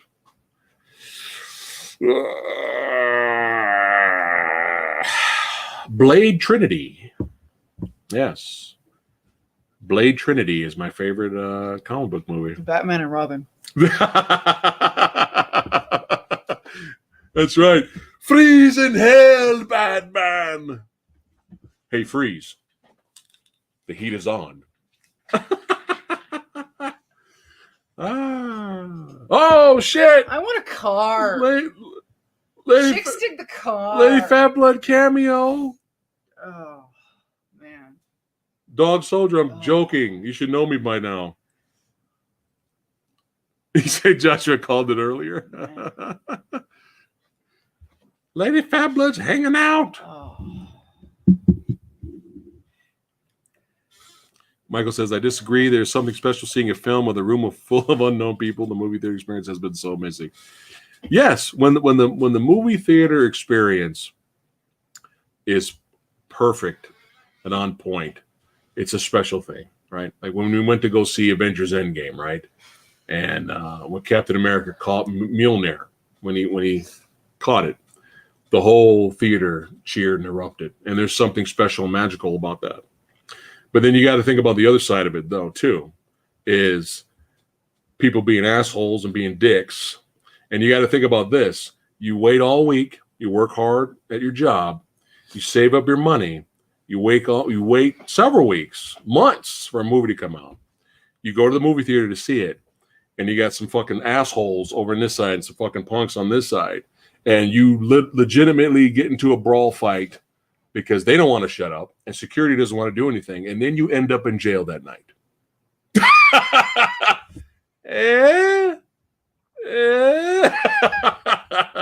But no, I understand. When the movie theater experience is great, it's a wonderful thing. Yep. But people can be assholes, right? They don't give a shit you worked hard all week. They don't give a shit you paid your money. They're going to talk and do what they want to do. So unfortunately, you have the downside of movie theaters. That's the downside. Oh, Michael says, Lady Fat Blood, please tell us if they ever remake Jaws, would you snap? And how have you kept it from happening so far? Reboot Jaws. So would you snap if they remade Jaws, or would you laugh hysterically and just go on with your day? I would laugh. You would laugh? Yeah, at this rate, they've remade so much of what I love. Right. That it's just like, good luck. Right. Good luck, right? Literally, yeah. It's just like, what? And are you psychic? Wow, look at that, Michael. You're psychic. You're psychic. Look at that. All right. Goji, thanks for the dono. Probably going to watch for free. There you go. Well, as long as you watch it, man, that's all that matters. As long as you guys watch it. And yeah, and you know, and again, to kind of build on what you were saying about the theater experience, it's like, yeah, when you're in a theater of people that want to be there, like with the Avengers experience, people who are having fun and people who are there because of the love for the film that we're all watching and people who are enjoying the experience, it's great. But when you're sitting there and you got a crowd of people that are just kind of there because they're bored and they're talking and they're just kind of like not paying attention. They're on their phones. Yeah, they're on their phones. You know, they're clearly not there because they want to be. They're just kind of like, they're talking through the movie. They won't shut the fuck up. They're asking questions about the movie because they're not paying attention. It's like, shut the fuck up and maybe you'll understand what's going on. It's irritating. Yeah. So in that regard, I just don't miss it. Yeah. You know? We miss the good memories, and we miss having good memories, good future memories, you know. But it's just, you know, there is a downside. If I never go to another theater again and I spend the rest of my new movie watching days at home, I don't think I'll cry. No, I'll be fine as long as we can watch the movie, right? Let's see. Somebody earlier. Oh, Sean says he loves what you did with your hair. Oh, thank you. I'm still working on it. It's still a work in progress. Work in progress. Yeah. Andre says, see, I finally fixed his hair. See, you're messing it up, there man. was a work in progress. It's going forward. Don't worry. Jesus, you're so sensitive about your hair. God. Stop it. God. Let's see here. Andrew says, both of you look like you lost a lot of weight. Good for you guys. Awesome. That is, thank you, but that is also a work in progress. Yeah. We are both still working on that as well. I've had to go, man. I've had to hit the reset button. I've noticed. Me too. I have a migraine tracker app on my phone because I get migraine so bad. and they've actually started increasing. And I was looking over the past 8 months, and I noticed that they started going up these last 2 months, and I'm like, why? And when I looked over the 4 months that they'd actually gone down, I realized that my diet was significantly different during those 4 months, as was my exercise habits. So now I'm going to have to tweak all of that. So I'm going to have to start from scratch. I'm going to have to redo everything that I've been doing these past 2 months. It's all consistency. And you don't have to kill yourself. Yeah. That's what people, oh, you got to work out. Yeah. Insanity. Yeah. Fucking, what's the other fucking fitness shit? Fucking, what is it? Ninja Warrior shit. Okay. You don't have to do all that, right? Just be active, right? Get some bands. Oh, do I'm some sorry. curls. I'm sorry, Lopsided Moose. Tell your daughter I said hi. Get some bands. You don't even need heavy weights. Get some lifting bands. Boom, right? Find a video on YouTube, like a punch-in video, or just a regular video where you're working out, or as long as you move for like 30 minutes, man, you could be dancing. You know what I'm saying? Yeah. You could be dancing. Yeah. 30 minutes, you're sweating. You're already sweating, and you're not killing yourself. Yeah. And just don't eat fast food. Eat regular food, right? Eat your chicken, get your veggies, right? And then when you, like on Saturdays or whenever, then have your cheat day, have fun, enjoy life, eat what you want, But people think you got to kill yourselves. It's just consistency. That's all it is. Just do it every day. Yeah. Just move. At least for just move. At least for us. At least for me. Everybody else. If you guys are ninja warriors out there, that's fine. And we're not like bodybuilders or anything like that. We just wanted to get. I'm just trying to just trim down. We just want to get into livable shape. Is what we don't want to die before we're 50. Yeah. At this rate. Yeah. And we want to be comfortable, Yeah, dancing like JCVD, man. Yeah. That's it. 30 minutes. We've hit this point. We've hit this point, where we're old, but we're not that old, and our joints are already falling apart. I've had back issues since I was a teenager. Yeah. So I've already got the odds stacked against me. I don't need the extra weight killing me early. You know what I'm saying? Hey, Michael, have a good one, brother. Get some rest, man. Thanks again for hanging out and for donating. We appreciate you guys. Michael C is out, son. He is out. 71 badasses hanging out. I look so tiny. I know. It's because of the fisheye thing. And I'm like behind you right now. Oh my God, I'm a midget. I am the mountain. Oh, let me rephrase that. I hate that show now. I am Juggernaut. Yes. She is a little itty-bitty girly. Oh my God. She's a little bitty girly person, and I'm huge. I look like a child right now. Oh my God. Force perspective? Mm-hmm. Severio, I'm right there with you, brother. I have my days where I'm like, fuck it, I'm getting a burger. You just got to lessen that, right? If you want to get, you go to Del Taco, right? You want a burrito, some fries, some tacos? Fine. Just don't have 8 burritos. Right? You can eat what you want, enjoy life, but just be active. Just move. Van Damme dance, y'all. 30 minutes. 30 minutes a day. There you go. Still haven't watched Dr. Sleep, Jonathan. We've had the fucking 4K for 8 years now, and we haven't watched it. We need to watch it, though. Let's see. Listening to you guys at work where I move 10 to 12 hours a day. There you go, Simon. That's your workout right there, bro. That is your workout. I say have fun with the Spideyverse, the live action Spideyverse. Sure. Let's have fun at this point. I have not seen The Last Chase. I have not seen that.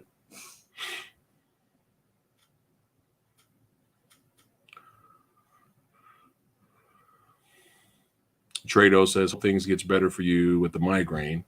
Oh. And keep up the good work. Well, thank you. Thanks. Thank you, Trey. Yeah. We're trying. We're trying, man. I just had that birthday weekend I had, I was really bad. Well, that was really bad. I think everybody can relate to this in America. Yeah. In America, especially from the tail end of October is when everything starts to fall downhill clear through Thanksgiving and December, it's all just about trying to not gain 75 to 100 pounds. Like in America, because that's when all the holidays just like kind of collapse in on you and you're just doing nothing but shoveling in the food. And I'm like a pumpkin junkie. So it's just like, oh my God, everything pumpkin is pie, pumpkin, everything. Yeah, it's just, Cliches that make you cringe each time you see them in a movie. There are too many. I would say overused, not when it's used well, but overused bad jump scares. That gets on our nerves, man. When you got like 15 jump scares in your movie, and only 2 of them were good. Mix it with the Carlton for variety. Enjoy that salad, Great Garloo. Shazam was fun. I was kind of dogging the trailer a little bit. I was like, it looks okay. We had 0 expectations watching Shazam. It was fun. Yeah. It's a fun superhero flick. We enjoyed it. We're going to be doing a Psycho Gorman review. Hopefully we'll be recording it this Friday. A lot of people like it. That's fine. I warned them already. Just have an open mind when the review comes out. As long as you guys enjoyed it, that's all that matters. But like I said, most likely we're going to differ. Our ratings are going to differ. We will. Yeah. But I said something in the trailer. If you go back to the trailer reaction, that's a clue. Yeah. Go back to our trailer reaction. You see what she says after it's over is a clue. Yeah. And that should set you up and be like, oh, okay. Yeah. And I'm gonna preface something. That's what she did. I have a lot of explaining to do, and it's all gonna make sense. It may not be that much explaining, but I'm gonna explain myself. It might make sense to you. Well, thanks, PhatSamuraiGuy. PhatSamuraiGuy. Thank you for saying that, and thanks for hanging out with us. You guys, all of you badasses tonight, 70 people hanging out. Great Garloo, Electric Boogaloo, is here at work, watching y'all and having a green salad. Well, there you go. Somebody's eating healthy. Let's see, Adam we have here. Adam, thanks a lot for the dono, brother. He goes, I remember when Godzilla 2014 released and when an American Godzilla actually started charging up for his atomic breath, the theater loved it. One of the best theater experiences I had in a while. I do remember that. I remember that, especially they went nuts with the fatality insta-kill that Godzilla did at the end. He grabbed the Mudo and he's like, Gah! Bah! That was just like, oh shit. Yeah. Kaiju boner. That was a nice moment. Kaiju boner. Really a nice moment. Yeah. A happy moment. A happy moment. I remember a long time ago, I ate 4 hamburgers in less than 4 minutes. Oh. Hey, we all have those days, bro. Yeah. You know, we all have those days, and nothing wrong with that. Reservoir Dogs, love it. Might be my favorite Quentin Tarantino movie.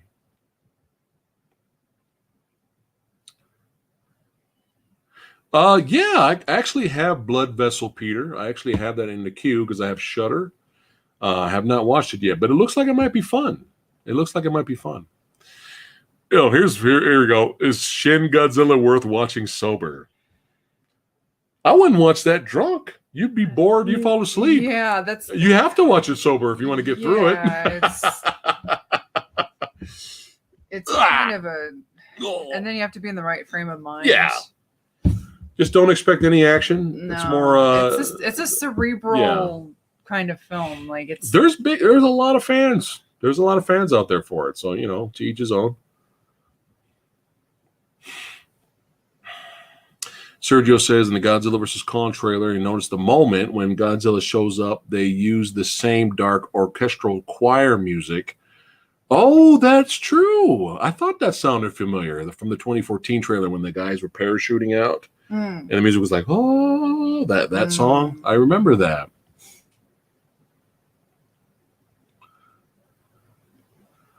Which movie are you talking about? Henry Rollins? Which one is that?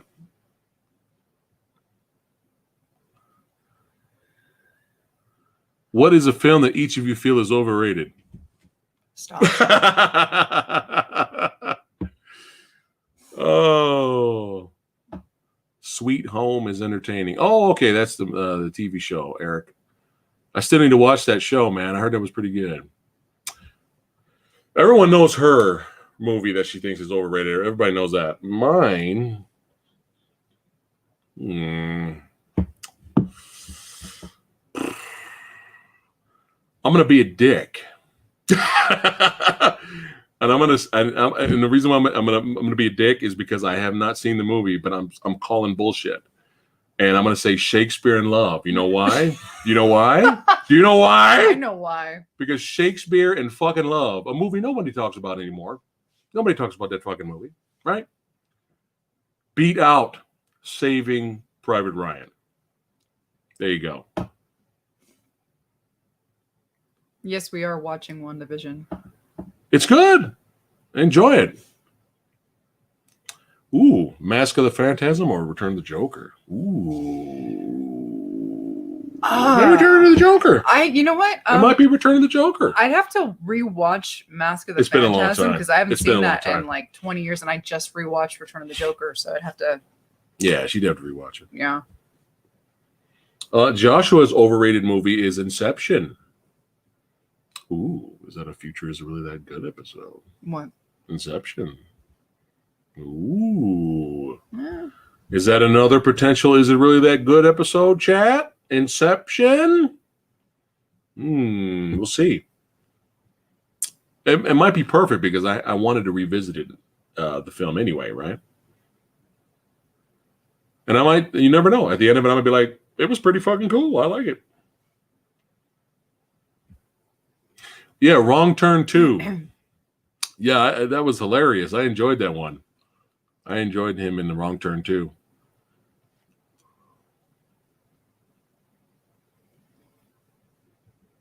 Favorite Superman animated movie? I don't know if I have any. There's a lot that I enjoy. I don't know if I have a favorite though. Minority Report, very well done sci-fi action thriller, very good. Have not seen Othello. Oh, Which one? Three Stooges, right here. Which one? Three Stooges, me. Haha. I grew up on that shit. I still love that shit. That's me, right here. Oh, I see Rambo. That's right. Yeah. Yeah. A little bit of the Laurel and Hardy, a little bit of Abbott Costello. I bootleg both of those, Tribal. I bootleg them. But yeah, Three Stooges for life for me, for sure. It's fucking hilarious. It's not the good original Three Stooges. Like, it's not just the slapstick stuff and the stunts. There's actual legitimate, like, funny moments in there. Just watch the episode where Curly's a boxer. And he can only box because Pop Goes the Weasel. Pop Goes the Weasel. For some reason, he can't fight worth a shit. But if he hears Pop Goes the fucking Weasel song, he's like Mike Tyson. It is hilarious. Watch that episode. Twilight is overrated. Let's see. Haven't seen it, Adam. I want to review that. So thanks for reminding me about the new Wrong Turn.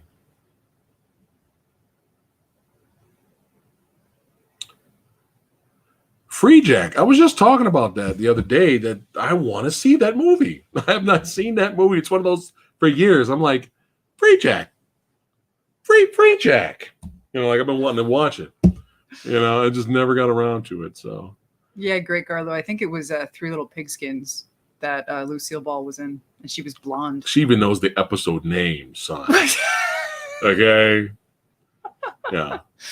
Loves action, violence, martial arts movies, MMA, horror flicks, and Three Stooges. I think I scored, right? Stop. You think I scored, guys? No, stop it. She's blushing. Stop it. She's blushing. Cut it out. Megaforce or Delta Force? For her, it's Megaforce. For me, it's Delta, of course. But Megaforce is... Oh, my God. I was telling... who was I talking to? I think it was Mr. Tony of the Dead. I was talking to him. Oh, my God. I was like, dude, Megaforce, you got to watch it. It's so funny. The Three Stooges movie? Didn't happen. She hates it. That didn't fucking happen. It's pretty bad. No. It's pretty bad. I felt so bad for those actors. The actors were good. Just the movie was bad. I felt so horrible for them. Yeah. Oh, good choice, Tribal Chief. That's a good score to work out to. My favorite song. Whoa, he works out to the Akira soundtrack. My favorite song from that score is the 15-minute track Requiem. I absolutely adore that track. It's like sent from the gods. Shemp is underrated. I agree. When she started showing me the Shemp stuff, when growing up, I didn't like Shemp. But when she started showing me the Shemp stuff, it was like he had his own style of comedy. He's funny. Shemp was funny.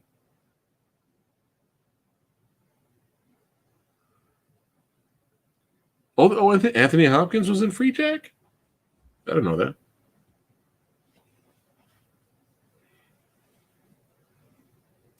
You don't make a Three Stooges film with peeing baby fights and Snooki. Thanks again for watching, guys. Thanks for the likes. I really appreciate it. Just want to make sure, show our appreciation. 74 Badasses hanging out with us, talking movies, which is what we love to do. Yeah, Shemp was a boxer in real life. Yeah. And when he would pull that shit, it was like hysterical because he was like he was playing it like for laughs, but it was like he had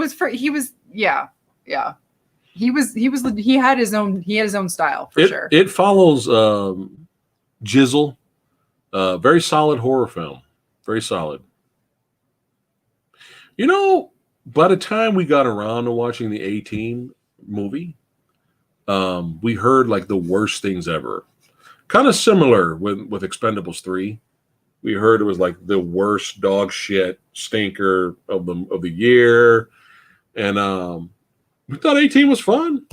It was over the top, goofy fun. Thought it was all right. We didn't hate it as much as the rest of the world. No, Rambo, he will not be forcing me. I will never watch that film again. Wait, what are you talking about here? No. What did you say? Hold on. Fairy Tail is a very holy anime. Wait, what? No, he's talking about, well, he forced me to. No, we're not doing a commentary on the Three Stooges movie. Are you high? No. Marley, I adore the Babadook. When I watched it a second time, I loved it even more. You're not alone. It's a very personal film. I'm surprised there's another fan of Babadook besides you. I like it too. When I watched it again, it spoke to me like on a deeper level. That movie, like it like sunk into my brain even more when I kind of got the metaphors a little bit more. It's a psychological movie. Horror. Yeah. If you're expecting an actual horror film, that's not what the movie is. You're gonna hate it. It's a metaphorical film. But you're gonna hate it. It's not a literal. Yeah. It's not. Yeah. It's fine. Well, if that's what they're expecting, then they're gonna hate it. Yeah. I mean, like if they're expecting a traditional horror flick. If The Losers Dog Soldier was R-rated, The Losers. Because apparently the comic book was violent as fuck. But when the movie came out, it was PG-13. I have the Blu-ray. I think it's an entertaining flick. But I wish it was R-rated. I really do. District 9, love it. Yeah, AJC, that was some good shit. Have you seen the boxing comedy The Hammer? Never heard of it. I don't believe I've heard of that. Shemp was talented and got all the honeys. Shemp? Really? Really? Shemp?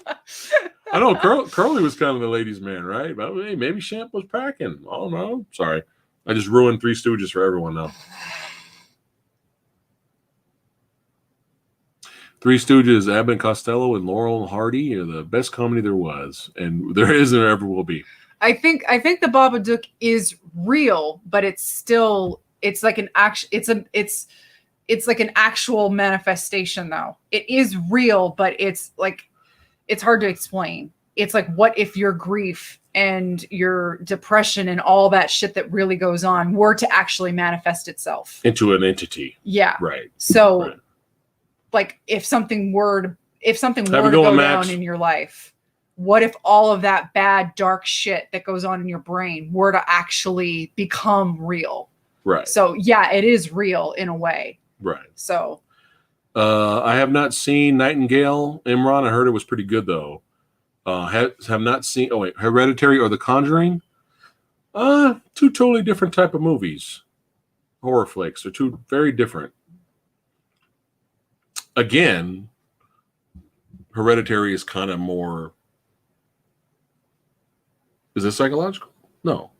No, it's Hereditary is real. It's No, I'm thinking of another movie. I'm sorry. Hereditary's with Tony Collette. Paranormal. It's both paranormal movies. Well, Conjuring is paranormal. Right. Hereditary is with Tony Collette and the witch. The witches. Yeah. Okay. The satanic. It's more satanic.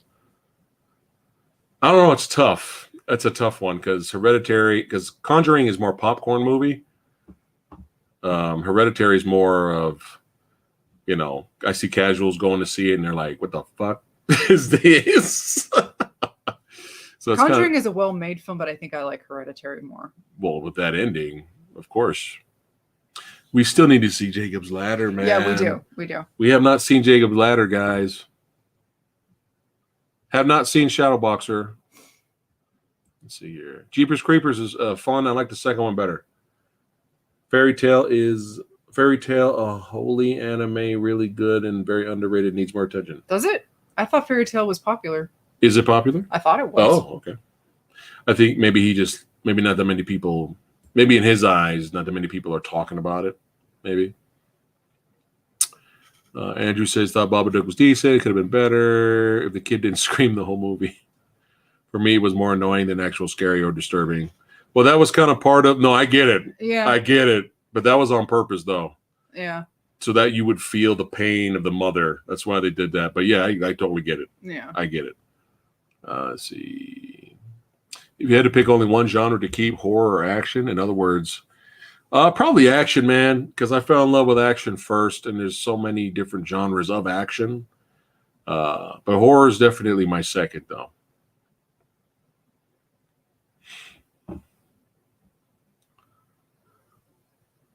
Let's see. Don't watch Jacob's remake starring Michael. Oh, they did remake Jacob's Ladder. I heard it. I forgot about that. They did remake it. You forgot about a remake? What? Any Chow Yun Fats in this chat? Love Chow Yun Fat. Miss Chow Yun Fat. I miss him. Like, that guy's he's a fucking phenomenal actor and a badass. I kind of miss seeing him around a lot in movies.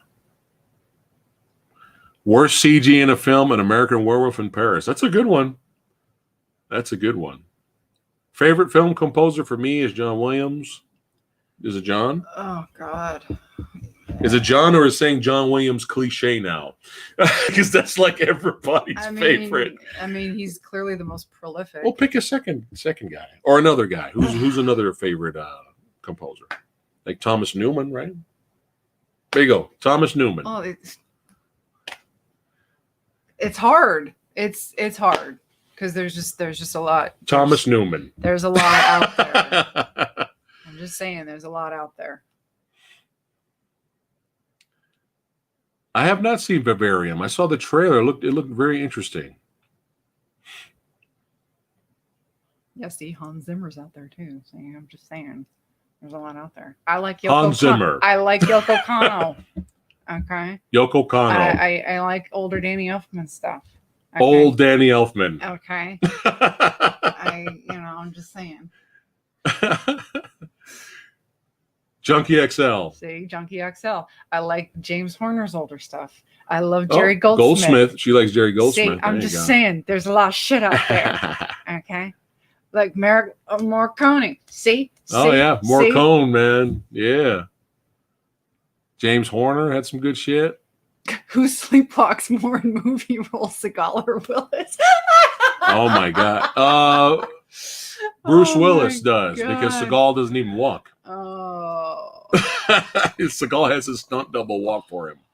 No. Bruce Willis, yeah. But yeah, Ennio, let's see. Akira Ifukube. Yeah. There you go. Yeah, it's Godzilla, Monstro. Got all that shit, too. Some good shit out there. Joseph Bishara. I don't know who that one is. Oh, Nemo likes Thomas Newman. See? What? I'm just saying. You can't just not say anything. You have to say it's conversation. I'm just saying. There's just not one person out there. I can't say, so there. Well, I'm just saying. What's your favorite movie? I don't have just one. Just say Jaws. Oh. Jesus. Seagal struts. Does he? Oh. Oh yeah, who did Joker? Who did Joker soundtrack? Oh, Who did Joker soundtrack, chat? That was that lady. I think that was a lady. It was a female composer.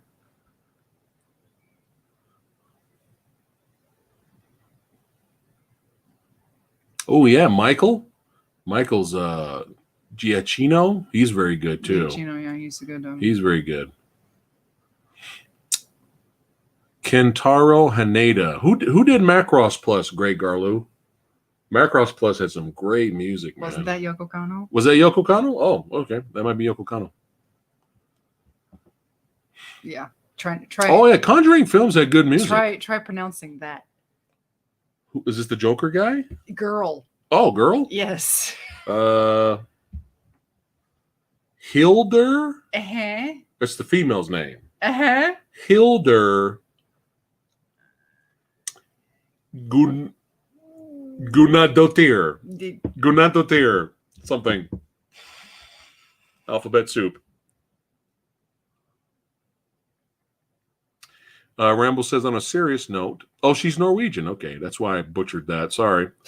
On a serious note, what do you think happened to Bruce Willis? Does he just not care? Is it his ego? Something else? Probably all three. I think you nailed it. That's why I always say Looper is the last good Bruce Willis movie and the last movie where he actually gave shit with acting. So after Looper, that was it. Well, David Arnold fans here. Yeah, David Arnold. Graham Revell. There you go.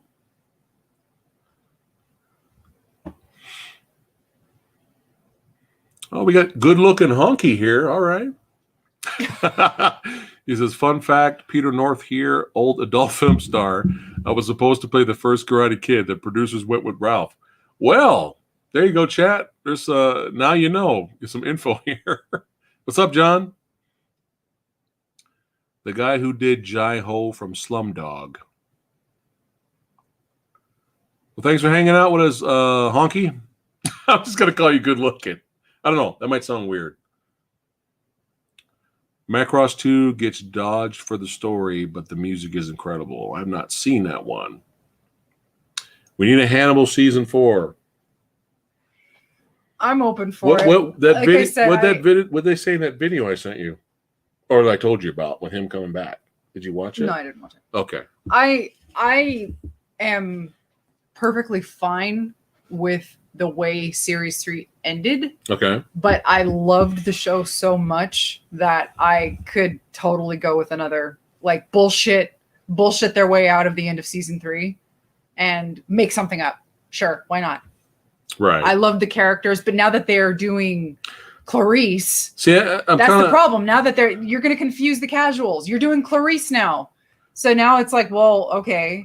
But now I've heard that Clarice is going to be doing something completely different and they can't use Hannibal. So I don't know what they're going to be doing. I have no idea. Really? Well, then you can do it. Yeah. If Hannibal's not in it, then you could do it. I don't know what they're going to do. I have no idea. So. Mads mentioned he's coming back. Mads is a good lector. He was, dude. Let's see. You just, good luck ever getting another lector after Mads. Now I know Anthony Hopkins. He had his completely own thing. Yeah, and we still need to see Manhunter. Hopkins was great as Lecter. He had that whole face thing and all that, but there was just something about the way Mads portrayed Lecter. But there was something about that whole show in general and all the characters. Yeah. But Mads, the way he was Lecter, I don't know. There was like this something. There was just something always seething underneath. And that's what I love so much about the show. Oh, good shout out, chat, for John Carpenter. He did make some really good soundtracks as well. I like both. I like vinyl and CD, but it's cheaper to collect CD. Let's see here. But I haven't even been doing that recently, to be honest. Remember Millennium, the Lance Henriksen? I saw a couple of episodes, but I was never really into it. I heard it was a good show, but again, I was watching Xena. I was probably watching something else.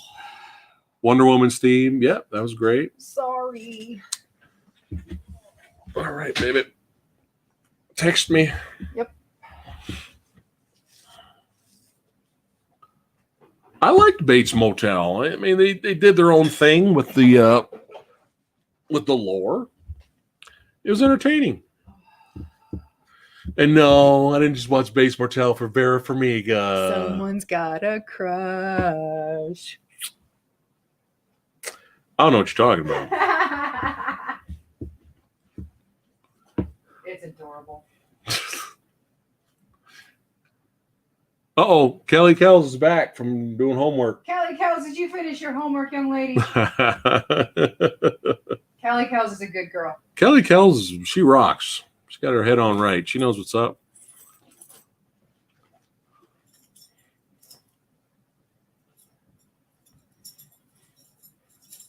Oh, Severia's starting to collect VHS tapes. That's cool. Oh, God. She says goodbye. Kelly says goodbye. Right. Going old school. Sequest. Oh, my God. Oh, that's something I never I watched. did not know that Michael Ironside took over after Roy Scheider left the show. What? Michael Ironside. I might be wrong about that, Really? but I thought Michael Ironside took over as captain. Really? Somebody we know took over as captain, but yeah. They're saying goodbye. Bye. Miss you.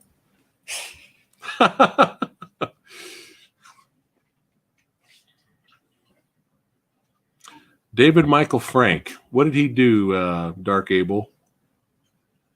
Remind me there. What movies? Nemo says, after watching Mads Hannibal and after hearing Witcher getting a show, I so wanted Mads to be Geralt. Yeah. And Ava Green to become Yennefer. Yes. Yes.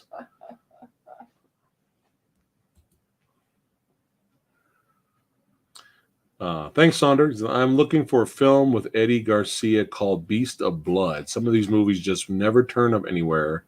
You and I are quite the buyers. Did you try Amazon? Is it on Amazon? Sometimes you gotta go overseas. You digging my hair, Kelly? Oh, thank you.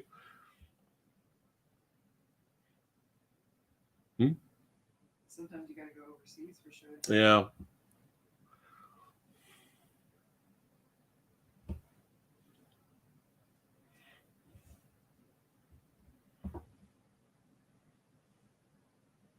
What is my rating on I, Frankenstein? Oh, it's so ridiculous. It's bad. It's not good.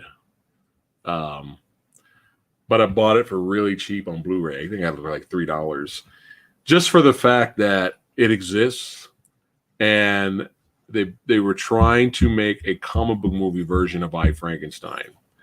So I think they may have had a little mini comic before the movie came out, and then they were trying to push it. So they made the movie in mind to make it a comic book type film. So if you think about it that way, maybe you can get through it and you might enjoy it. But if you watch it as a regular Frankenstein movie, you're going to hate it. Because I was laughing hysterically at first with, Frankenstein's monster doing martial arts on the top of the hill and shit, like montage stuff. Like, is this happening? Is this really happening right now? But yeah, if you think about if you just remember the comic book aspect, they're basically literally making a comic book film with the lore of Frankenstein. You can kind of get through it, but it's not good. But it's kind of a guilty pleasure. But I've only watched it once. You never know. I might watch it again, but what the fuck was I thinking?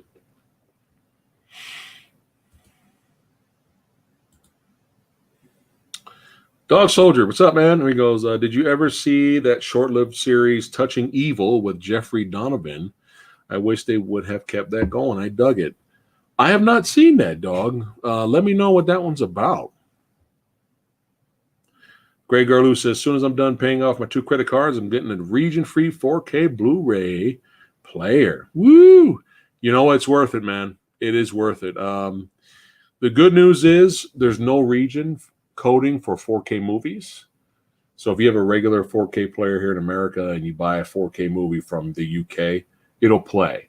There's no region coding for 4K, only Blu-rays and DVDs, which is fucking stupid.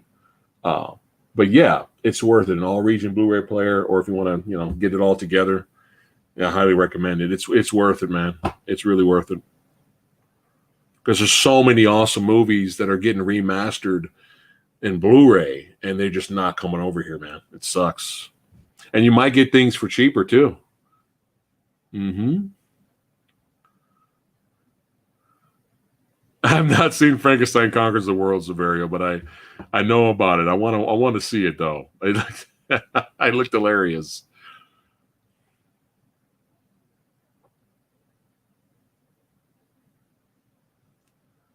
Eliminators. I think I might have that, Simon, on Blu-ray, but I have not watched it yet. Is that the one where the guy kind of looks like a Borg, or he's like a cyborg, but his lower half is like a tank? Let me know if that's the same movie.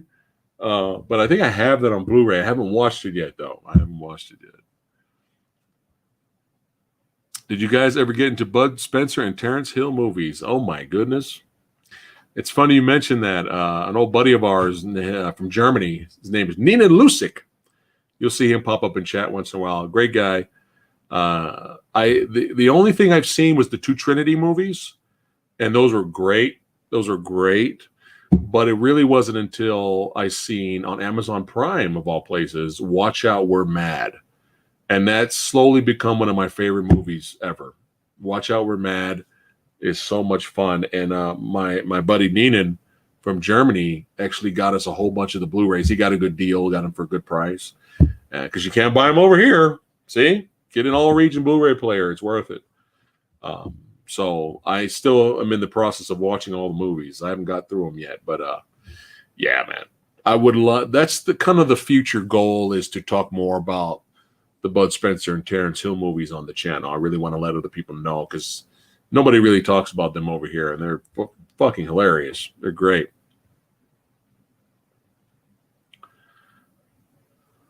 How tall am I? I'm not really that tall. I'm actually an average big guy. I'm not that big. I look bigger on camera. Let's see. I was almost 6'4" when I was younger, but I'm older now, so I'm shrinking. So 6'3.5". There you go. Max Payne 2. That was a classic. I love Max Payne 3. That was so amazing, that video game.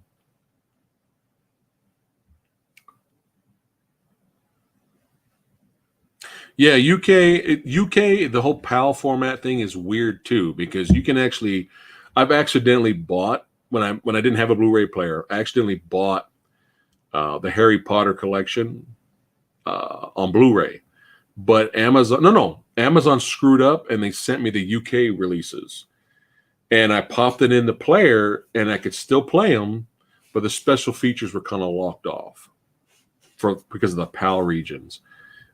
It's weird. Sometimes UKs are hit and miss. Sometimes the UK Blu-rays, you can play them over here. Sometimes you can't. It's just better to be on the safe side and just get. But in terms of 4K, there's no region code, because I buy 4K movies from Zavvi UK website, and I have Flash Gordon, which is the UK release steelbook, and we popped it in and it played it. So.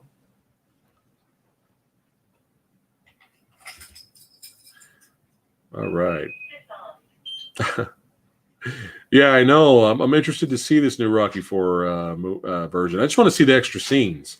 I want to see the extra scenes, so we'll see what's going on with that. Will Eureka ever release all region Blu-rays or 4Ks? I doubt it. I kind of doubt it. That and 88 Films, I doubt. Because you figure they already have a market they're trying to stay afloat with overseas, right? And we don't know how good they're doing. We don't know if they're making a lot of money. They might be. If they make bank, then you never know. They might release stuff here. But I would say as of right now, probably not, unfortunately. So, Samuel, what's going on? I have not seen Lethal Panther.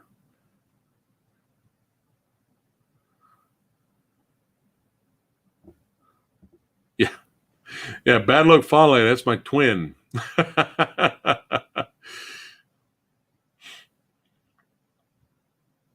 Yeah, I saw Space Rescue. I seen conventions like Bud Spencer and Terrence Hill conventions.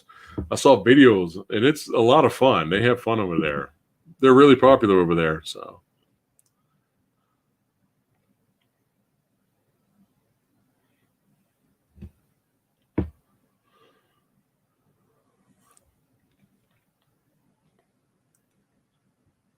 I have not seen the second Doom movie. Is it Doom Annihilation? Is that the name of it? I heard it's terrible. Yeah, dead guy. I used to collect Hong Kong Legends were the Eureka 88 films of the what early 2000s, mid 2000s maybe on DVD. Like they remastered classic kung fu movies. I still have a lot of the Hong Kong Legends releases. But then they went under. I guess they didn't do well, which sucks. Kind of like Dragon Dynasty too. Dragon Dynasty was like the next wave of Hong Kong Legends, but they mostly focused on releasing recent movies from Asia. But I think they went under too. It's like, God damn it. So we're kind of lucky that we have companies like Well Go USA. I think, am I wrong? I think Well Go USA is really the only company that's releasing Asian cinema and other movies over here in America on Blu-ray. I think they're like the only ones doing it. If you don't count Criterion. Top 5 martial art actors of all time. Ooh, man. Got to put Bruce on there. Donnie Yen, Jet Li, Jackie Chan.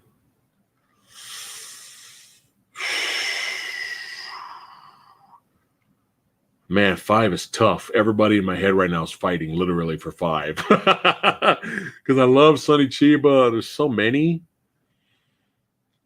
I'm gonna be the unpopular opinion here. I'm gonna put Scott Adkins. I'm gonna put Scott Adkins because I think he has put in the work over all these years. He's put in the work. And when you look at movies like, or his work as in Undisputed movies and Avengement, even Accident Man, which is fun. He's put in enough work and time to get the nod.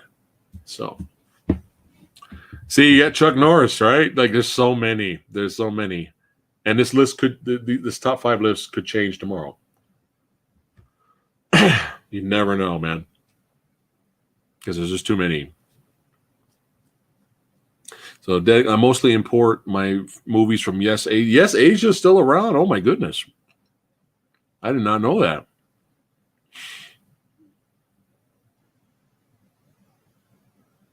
I remember the I Am Bruce Lee documentary being solid. I remember that's pretty good. Well, I love Chuck Norris, but we're talking about favorites. Chuck's definitely on there. If I had a top 10, Chuck would be there. Yeah, see, I'm sorry. I meant Lou Diamond Phillips. Sorry. I meant Lou Diamond Phillips earlier. Oh, best Arnold movie? Oh my God. That's like, I know everyone would say Terminator 2, but I love Predator, man.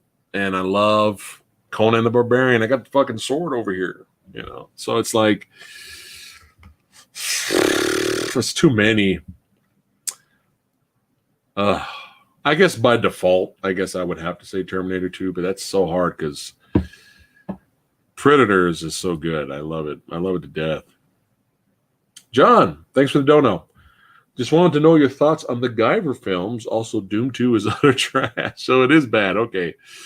Yeah, I heard nothing but good things. I mean, bad things about Doom Annihilation. I think it's not Annihilation. Peter actually met Benny the Jet Rakitas twice. Very nice guy. Very nice guy. I got my picture with him.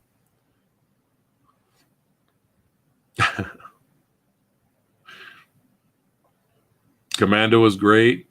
So the Guyver, it's been a long. I want to rewatch the first Guyver. I remember kind of liking it, but I don't remember it that much. But then I remember watching the second one, and I was like, "Holy shit!" The second one, the fighting is like the fight scenes complete, and the violence completely destroy the first one, except the second one's like a smaller budgeted movie. I actually reviewed the second Guyver, if you're curious. Like many years ago, I reviewed it. But yeah, I like the second one a lot. Oh, all right. Vinny's going to be seeing Godzilla versus Kong in theater out there. Okay, cool. Oklahoma. Pumping Iron. Commando's great. Batman and Robin. It's a classic. See, look, Total Recall. See, fuck. There's too many, man. That guy could not make a bad movie. When he hit his stride with Conan the Barbarian, and then that made him popular, and after that, he literally could not make a bad movie. Because if you think about it, even during the 80s, even movies that maybe didn't make a lot of money, like Raw Deal, they weren't bad. You know what I'm saying? Like Red Heat, maybe not has been as more popular as like The Running Man, right? But Red Heat's not bad. It's not a bad movie. So he literally could not do any wrong in the 80s, man. I'm telling you. But then when you get to the late 90s, then we got Junior and shit. Got other stuff. But yeah, late 80s, early 90s, Arnold can do no wrong, man. Hercules, San Francisco. Hercules in New York. There you go. The second Guyver is much better. Yeah, I remember liking it better. Do I ever like Wu-Tang Clan in the movies? Yeah, I used to listen to Wu-Tang Clan a lot growing up. I had to sneak some music though. I couldn't like blatantly be playing some Wu-Tang Clan in the house with my parents there. Yeah, it was that kind of household. Be cranking fucking RZA and shit. Old dirty bastard just blasted that in the house. I don't think I could do that. So I kind of had to be sneaky. I liked End of Days. A lot of people didn't like End of Days because of the ending. But if you think of the context of the movie, the ending, I kind of expected that to happen. But I know it was kind of a bummer to the casual audience. Kind of bummed out. They didn't like the ending. But Wu-Tang's for the kids. Yeah, Greg Garlu. And what was it, Frasier? Kelsey Grammer? Where you like grab the mic on the award show and he's like, "Thank you, Mr. Wu-Tang, for..." Oh my God, that was so hilarious. I don't know if you guys remember that old music award show. And Old Dirty Bastard out of nowhere, he just ran up on stage and was like, "Wu-Tang's for the kids, motherfucker." And like it was so awkward. And like Frasier's standing there, Kelsey Grammer's like, and then he leaves. He's like, "I'd like to thank Mr. Wu-Tang for..." Woo! Oh my God. Y'all got me cracking up tonight, man. Woo! Oh.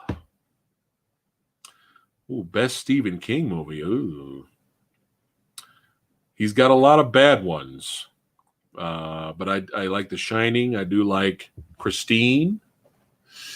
And if we're talking non-horror, you got was it the Green Mile? You have Shawshank Redemption. I mean, there's some good ones there, but there's so many bad Stephen King, live action movies. And then you got guilty pleasures like Maximum Overdrive. Now, was that actually? I know that was direct. Help me out here, chat. I know that was directed by Stephen King, but was that based off of a short story? Let me know.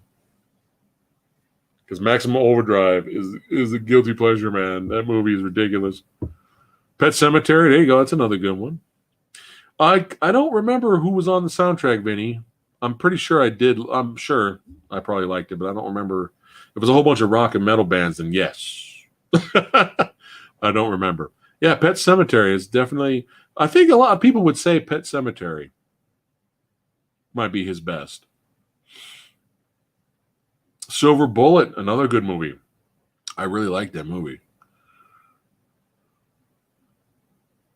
Dude, Salem's Lot I enjoyed it. I bought the DVD for the TV movie, the original miniseries, and I liked it. But I love the story, the concept of Salem's Lot. I'm like, dude, this is fucking cool, man. Like, it's I really like the story. I have not seen the one that came out later with Rutger Hauer playing the vampire. I have not seen that one. I'm curious about it. I think the DVD's pricey though. Um, but okay, so Trucks by Stephen King. Okay, so it was based off of something. Who made who? Yeah, who made who? Oh yeah, Running Man. Holy shit, was Running Man? That's based off a Stephen King short story? That's fucking awesome. So you cooked up a story and dropped the six of us in a meat grinder. Predator. What happened to you, Dylan? Used to be somebody I could trust. I woke up. Why don't you? You're an asset. What was it? Was it an expendable asset or something like that? And I used you to get the job done. Got it? You're gonna make me want to watch. You're gonna after the stream. You're gonna make me go watch Predator. Band of Brothers. That was a good show. I still need to see the Pacific. I'm so fired. I have not seen the Pacific yet. I'm fired. I don't remember Biodome. If I've seen it, I probably watched it once. I don't remember it. But I remember people liking it, though. Oh, Carrie. There you go. There you go. Dark Gables on it. You guys are on it tonight. Misery. There you go. There you go. You guys are on fire. Tommy Knockers. Wasn't that bad, though? That was bad, I thought, right? I have not seen The Night Flyer. I've not seen that. Okay, so actually, The Running Man was written by Richard Bachman and a side name for Stephen King. Oh, interesting. Why would he be ashamed of the fucking Running Man? Why? I'm just not into Pauly Shore. Yeah, that was the MTV times, man, and I was big into MTV back in that day, but I was kind of like, take him or leave him. It's like it wouldn't matter, right? But he was really popular at some point. So Monster World says, yes, Stephen King wrote The Running Man, just like he directed Maximum Overdrive, weird movie. Yeah, it's a guilty pleasure. It's ridiculous. You're talking about Firestarter? Was that Stephen King, guys? Firestarter? With Drew Barrymore? Okay, there he goes. Adam says it was Firestarter. I didn't know that was Stephen King. I heard they're remaking that. That's really dumb. Hey, Samuel. What's going on? Samuel Hernandez in the house.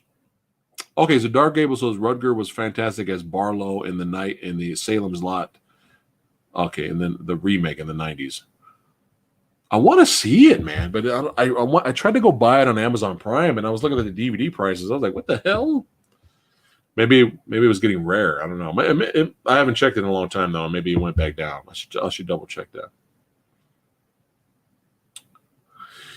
I don't know if we did an It trailer reactions. I don't remember doing any It's, to be honest with you.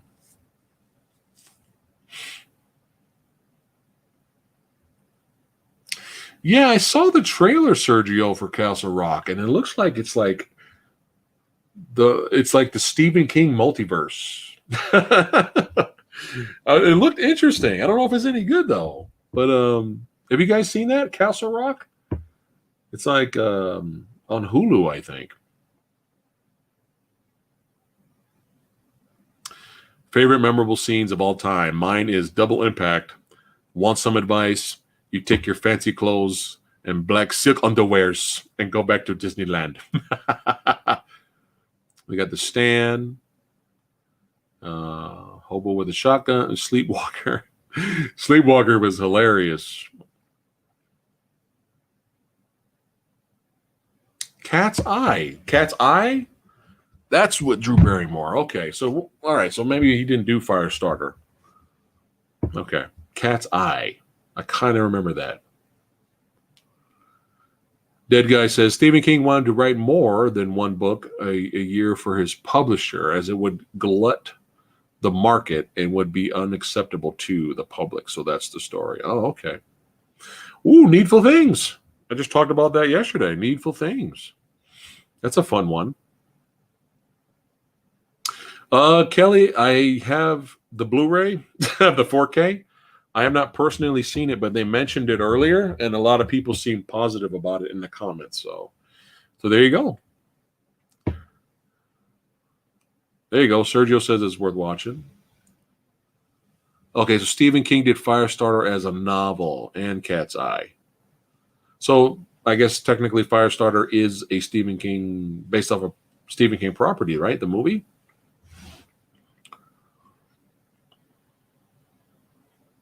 There you go. Connor Mack says it's not bad.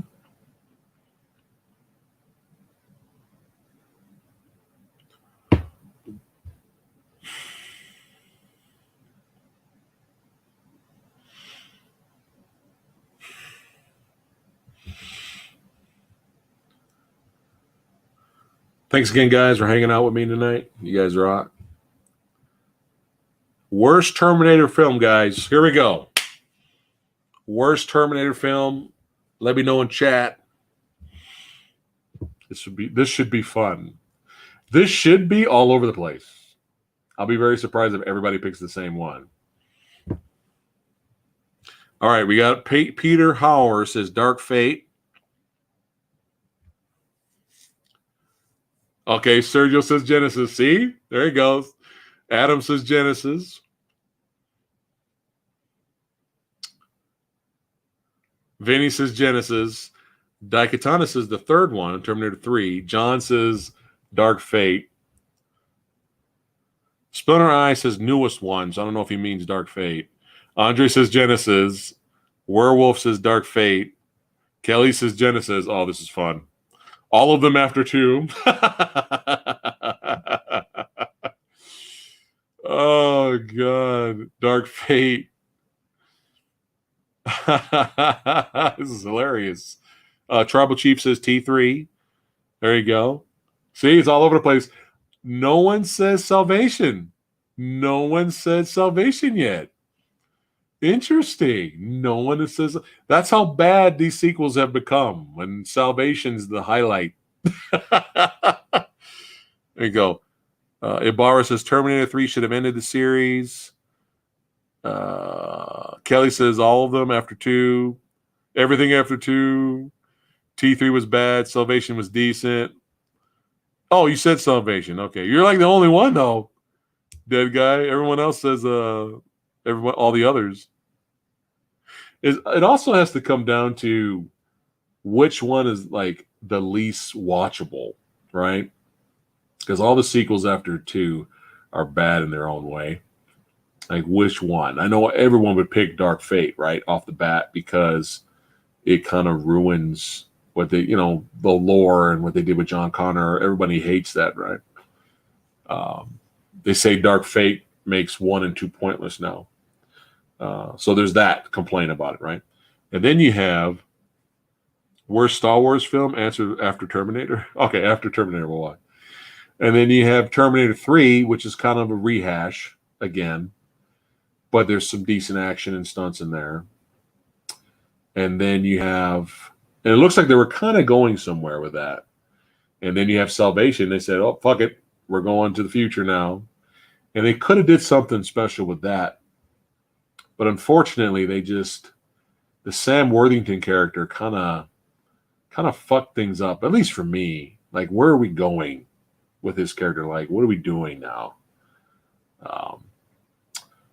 And, it would have been nice if we got a sequel to Salvation, then we could see where the story's going, but they just gave up again.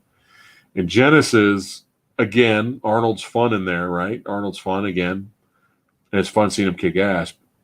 But just the whole redo. So we had this. The first one was a sequel. The other one was, all right, fuck it. Let's just go straight to the future. And then Genesis was a prequel. We're gonna redo everything again. Jesus, what a fucking mess, man. And then Dark Fate's like nothing else happened. This is the real sequel. So, yikes. It's actually kind of tough for me to choose right now. Like I said, you'd have to go, like, which one can you rewatch more? You know, it's tough. Goji says he likes Salvation. Well, that was his worst. That was his worst pick. T3, Salvation, Genesis, Dark Fate shall be terminated. I don't know. I think maybe by default, everyone's picking Dark Fate because of it just was like a waste of time. Like, why bother? Now we're cheating now. Genesis and Dark Fate as a tie, garbage. All right, now what was the question earlier? Somebody said, what was the worst Star Wars movie? Okay, out of all, what do we got now? 9?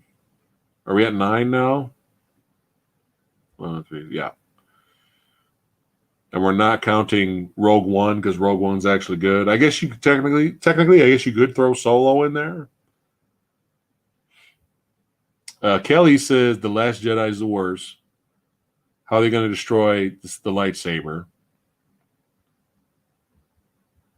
I don't remember. I think I seen it once, Appleseed, the John Woo one. I think I remember being entertained by it, but it's been a long time. Peter says all the Disney ones, basically. The new trilogy, just throwing all the new trilogy in there. Yes, we have an Akira poster right over here. Dead guy like Jar Jar Binks. He's in trouble now. Gilbert says Last Jedi. Oh, we got Goji says Dark Fate's a guilty pleasure. All right. Looks like everyone's picking Last Jedi. Look at that. Look at that. Jesse says, I watched the movie The Fourth Kind and now I can't sleep. Oh, no, now you're making me want to watch it now. I shall test the film. Kay Zilla's asking, have you watched Mel Gibson's Apocalypto? Yes. It is a very intense movie, man. Just nonstop. It makes you happy you live in times right now. Like, it makes you happy that you don't live back in those days. But it's good, and it's very underrated. It's a very underrated movie. A lot of people forgot about that movie, unfortunately. Cashbox says, did you hear that actual footage exists of Han, Luke, and Leia reunited that was almost filmed during The Force Awakens? No, I have not. Did you guys see the deleted scenes of Luke? This is like the old school footage, like Return of the Jedi, of Luke making his lightsaber. He was stationed somewhere and he was making his own lightsaber, like Mark Hamill, young Mark Hamill. It's fucking cool. And then they show another deleted scene was him meeting up with, after they rescue Han, they meet up and have a scene together. And it's him, Leia, and Han meet up. And I was like, that was cool too. But actually seeing Luke kind of building his lightsaber was really fucking cool. I was like, can we get an extra extended version and put that in there? Leonardo, what's going on? Loving the Jet Jaguar avatar. Jet Jaguar, punch, punch, punch. Gotta love Jet Jaguar, man. Samuel has some, he wants to know some movie recommendations. Chat, give Samuel Hernandez some movie recommendations. So you did see it, Kelly. That was so cool. That was so cool, man. Yeah, I guess it's official. The Last Jedi is the worst Star Wars movie in the franchise. Thoughts on the film Heavy Metal 2000? You know, I like the first one better. I still wouldn't say the first one's an amazing movie, but it's still fun. It's still a fun watch. But the second one, I only seen it once, and I remember being okay with it. I was like, I didn't hate it and I didn't love it. It was just like kind of in the middle. But I only seen it one time. Punch, punch, punch.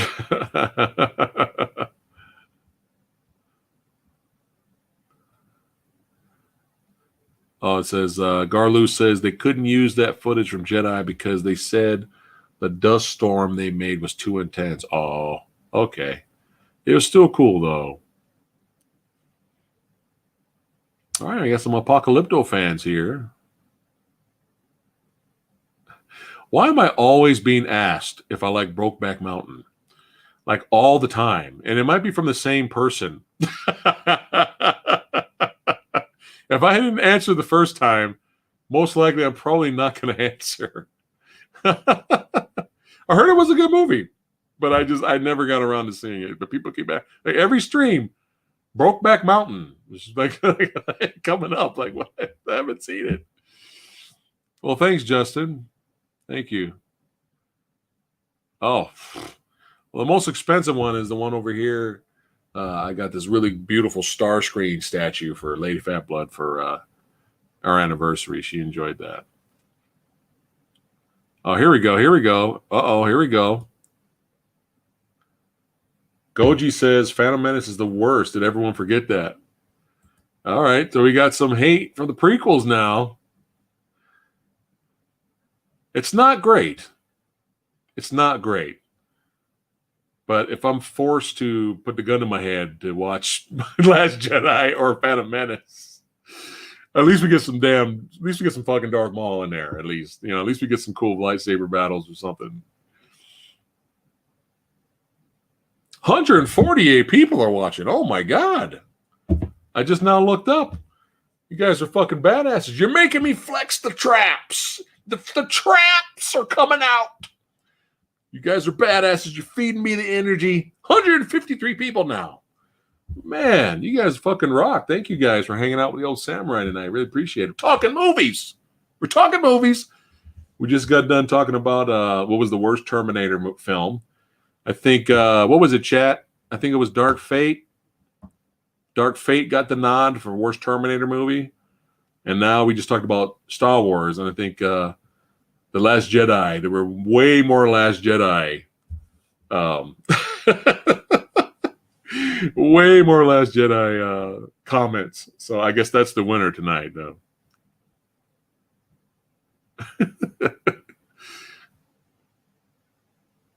Samuel, glad you're hanging out. Justin says that lightsaber fight scene made up for Phantom Menace. Last Jedi was a travesty. Oh my goodness. I haven't seen Amazing Stories in years, so I'd have to rewatch that. Thanks, Daikatana. Thank you guys for watching. 173 people. What is happening right now? You guys are fucking badasses hanging out with the old samurai tonight. Thanks for hanging out. Oh my God. Peter, you rock, my friend. Diego says, oh yeah, love James Bond. Love James Bond. I gave my favorite James Bond movies earlier. All right. Severio says, really, compared to Luke drinking milk out of an alien tit, you think episode 1 is worse? Oh, God. Reverend says, all right, let's see everyone's favorites here. Best Star Wars movie.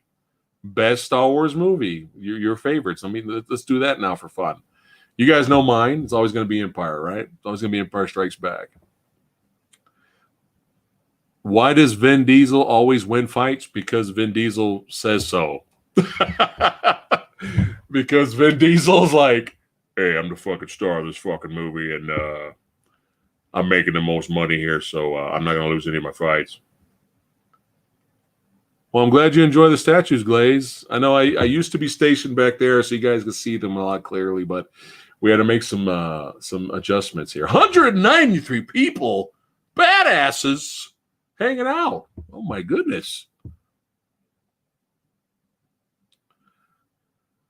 There we go. Got Empire Strikes Back. People saying Empire. Adam says Empire. All right, we got a little bit of a tie here. Revenge of the Sith and Empire Strikes Back. I think Greg Garlou says Empire.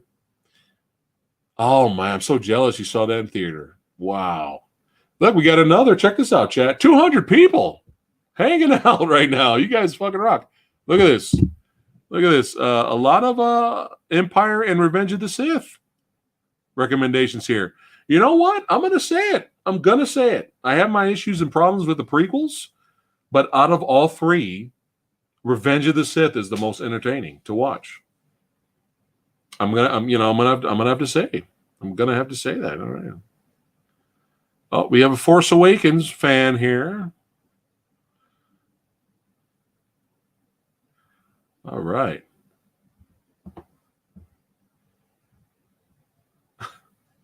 I have no idea what's going on right now. Like we had like 200 people and now went down to 46. What's going on? I have no idea what's happening right now. I'm just kind of like, okay. So 60 people showed up and then they just disappeared. Is YouTube like trolling us right now? What's happening? The fuck just happened? Oh my god! Hey, I'm just hey. If it's just 20 of you guys here, I'm happy. Oh, what the hell? 146 to 155. What is going on? What is happening? Hey, I'm just happy to hang out with you guys, even if it's just 10 of you. That's real talk right there. You were my brother, Anakin. I loved you. I hate you. Oh my god! Someone likes Attack of the Clones. Wow. That's his favorite. Pitch Black was the best. Yes, that was probably Ben Diesel's best movie. Rogue One, great. A glitch in the make. A Thanos snap. A Thanos snap after 200 viewers right now. Like Thanos said, no, that's enough. Back to 146. Now we're up to 160 now. What is happening? When Anakin chokes out Padme, my theater gasped. Look at that.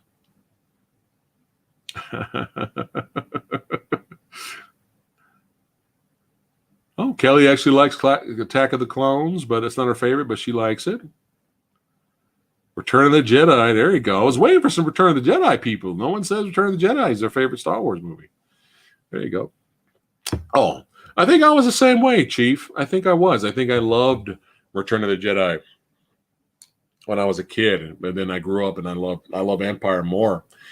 But the saving grace of Return of the Jedi is the final act with Luke, the Emperor, and Vader, and that music, and those three were the glue to making Return of the Jedi a lot of fun and amazing, and a perfect closing to that saga. But then you got to deal with the yub-yubs. You got the yub-yubs. All right. Greg Garlou says, Fat Samurai Guy, it's weird for me to realize that there were many people who had no clue Anakin was going to turn.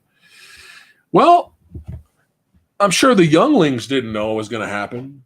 A buddy of mine was, he had a little kid, a little itty bitty youngling, and he had no idea. He didn't see the old movies, the classics.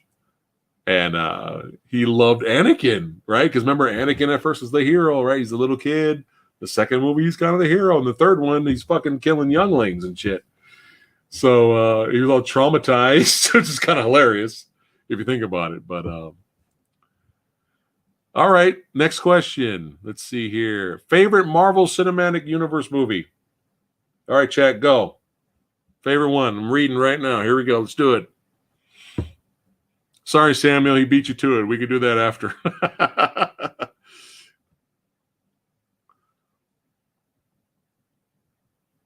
Maybe the burgle cuts are being nosy. It's all good. All right, Alvaro. Have a good one, man. You stay metal, too. Have a good one, brother. Goji says Infinity War. All right. Gilbert says Winter Soldier. We got Iron Man. We got the first Avengers movie. All right. Infinity War, Iron Man 1. You notice a trend here? Oh, shit. We got Blade. Sergio representing some Blade. That's right. That's right.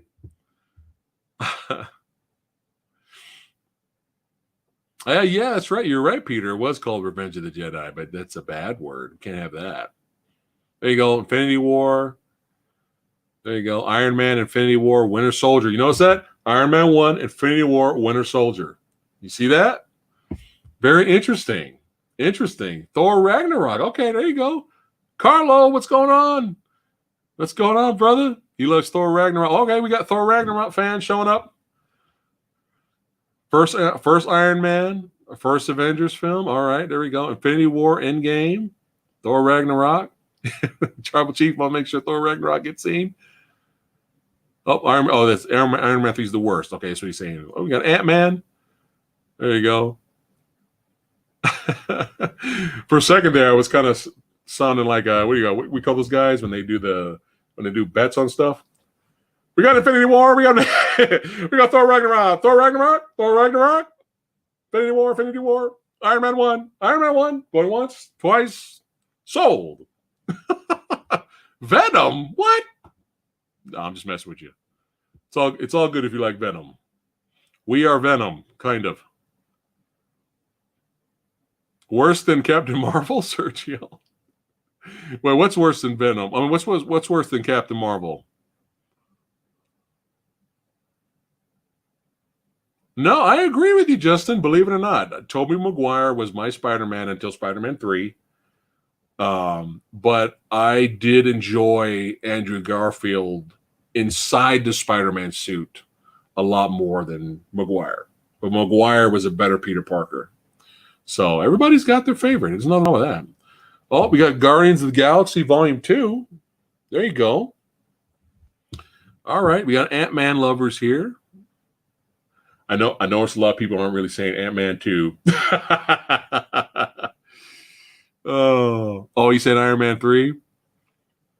Let's see. Iron Man 1, Avengers Infinity War, Winter Soldier, Howard the Duck.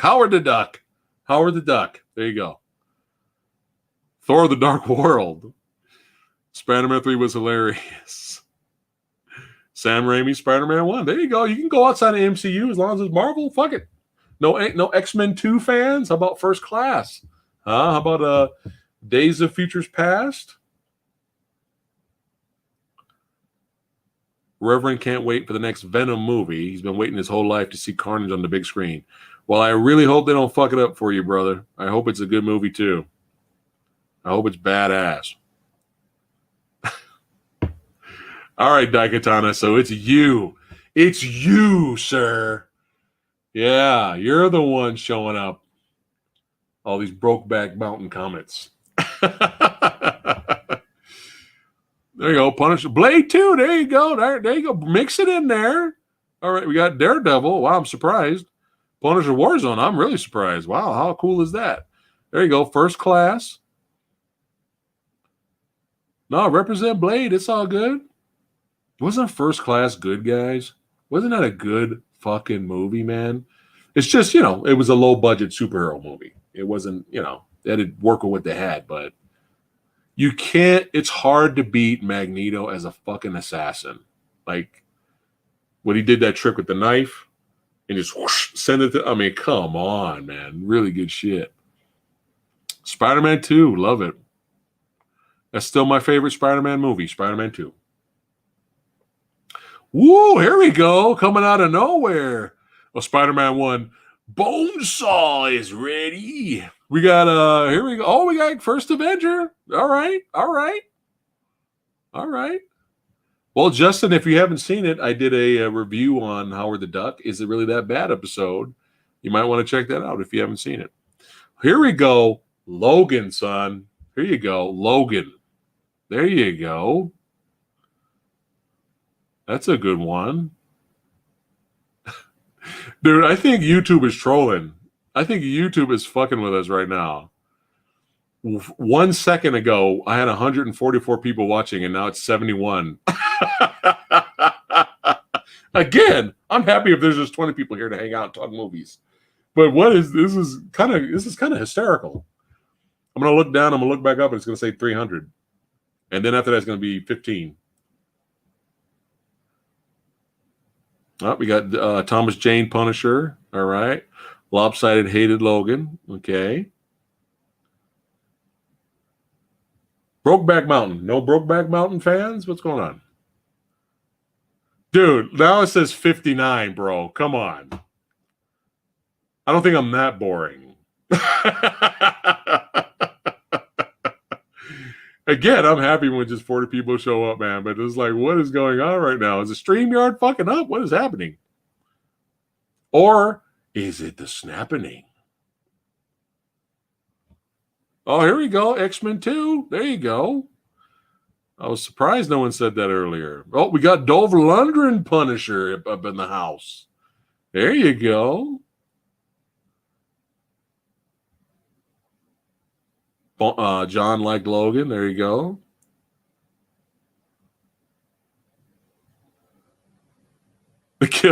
Okay, so I'm not seeing things. There you go. Gilbert says YouTube is definitely going bonkers. Let's go.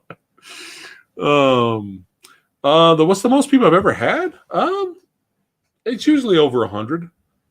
I usually have, but it's see, look, I'm not alone. Look at that. A superhero universe says 159 to 59. Now it's 62. What is going on? This is hilarious.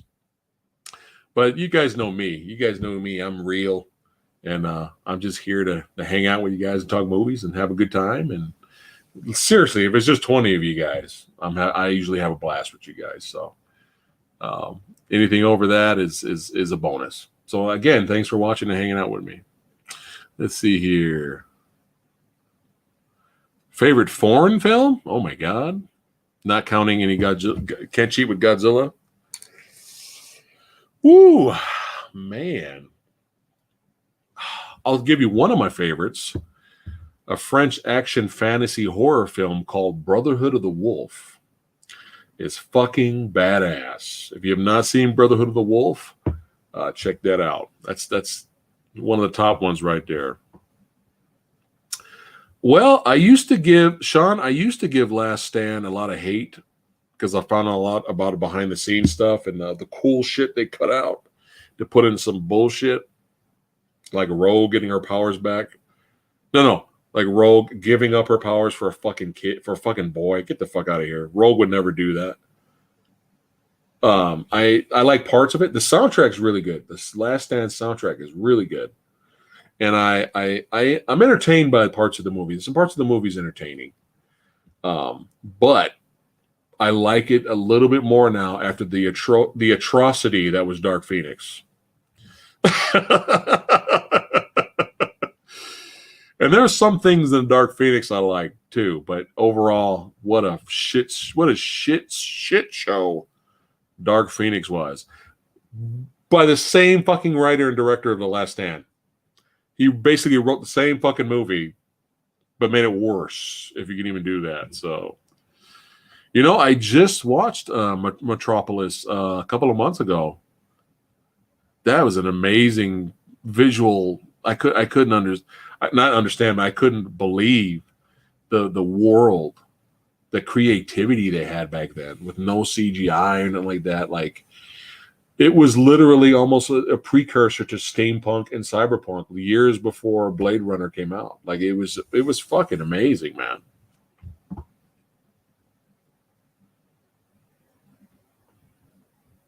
I watched it subtitled. I didn't even bother watching it dubbed. Don't kill me, Heather, but I have never seen Time Bandits. I know. I get shit for it all the time. It's on the list. But Dragon Slayer was fun. I enjoyed that. It was fun.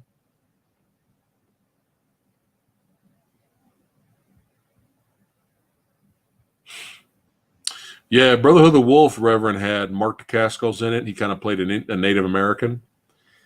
And he had some French dude in there who looked like Triple H. But they were hunting who they thought was like a serial killer, but it was a creature. But it was just fucking. It's a fucking cool movie, man. And it needs a How about a fucking Blu-ray release? Why is Brotherhood of the Wolf not on Blu-ray? This is like a travesty. Dragon Wars. What? What's going on? Hey, that end fight at the end of Karate Girl, man, that was legit. That was legit. Uh-oh, I see a familiar face. Neenan Lusick. What's going on, brother? We were just talking about you earlier. Somebody in the comments brought up Bud Spencer and Terrence Hill movies. All right.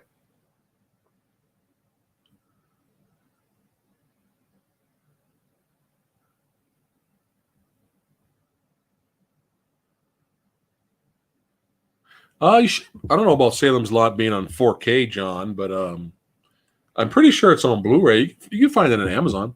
You can find Salem's Lot on Amazon. Oh, Needus in Metropolis is made in his hometown. How cool is that?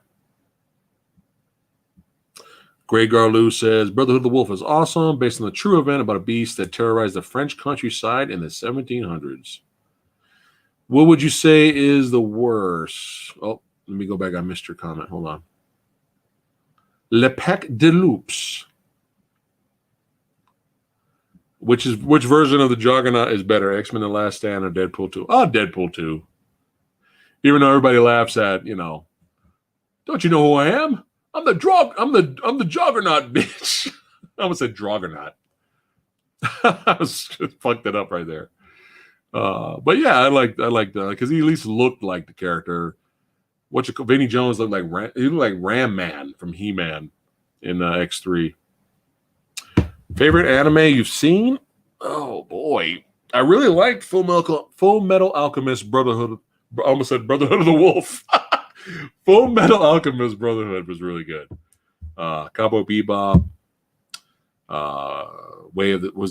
Sword of the Stranger was dope. Ninja Scroll. There's a lot of them. I'm trying to get back into it and watch some recent stuff. I've been hearing good shit about Demon Slayer, which is on Netflix. I don't know if you guys seen that. So, like Fist of the North Star. Yeah, that's Jean Cocteau. That's Lady Fabloid's favorite version of Beauty and the Beast. She likes that version the best. Doing good, Gilbert. Just trying to catch up to these comments here. Appaloosa was good. Very solid Western. I saw that in theater. It was good.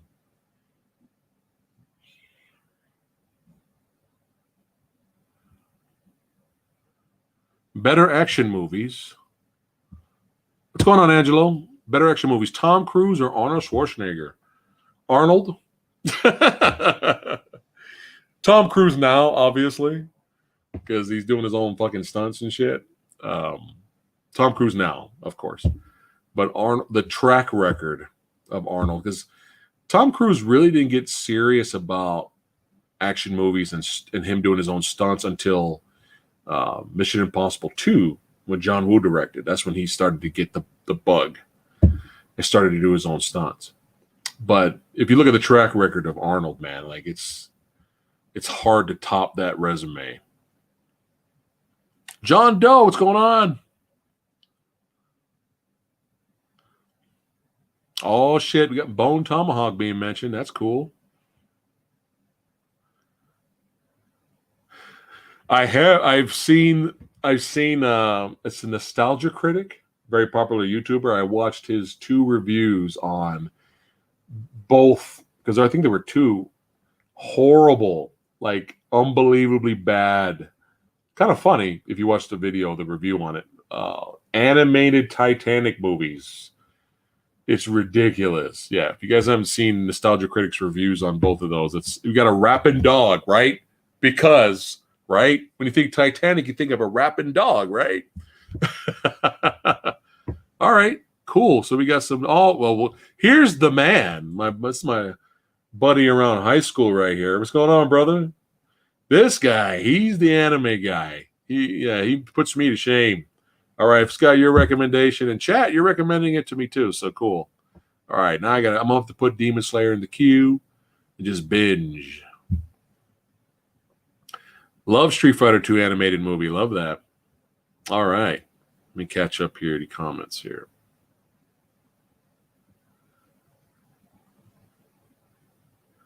All right. Autopsy of Jane Doe was very good. Me and Lady Fatblood enjoyed that a lot. Some people don't like it, though. And I'm kind of like, well, you have a movie. The premise of the movie is you have a father and son. And, the cops drop, there's a murder, and the cops drop off the body, the female body, to the morgue, and they have to do their thing with the body. And it's in one location, starring two characters, and that's it. So I don't know what else people were expecting watching Autopsy of Jane Doe. But in terms of suspense, horror, and thrillers, me and Lady Fatblood loved it, and the ending was great. We really liked it a lot. But for some reason, I don't know if people were expecting a lot. They were expecting a lot of jump scares. I don't know. I'm not sure what they were looking for when they watched that movie.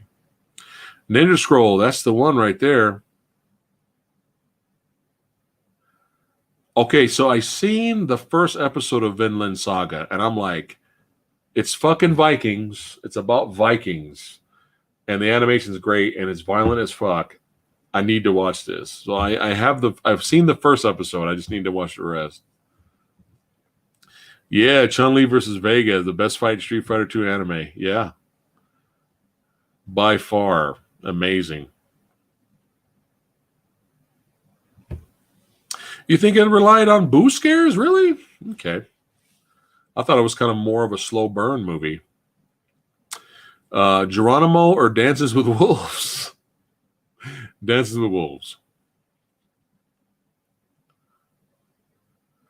All right, Sergio. Chat, help Sergio out. Any Western film recommendations?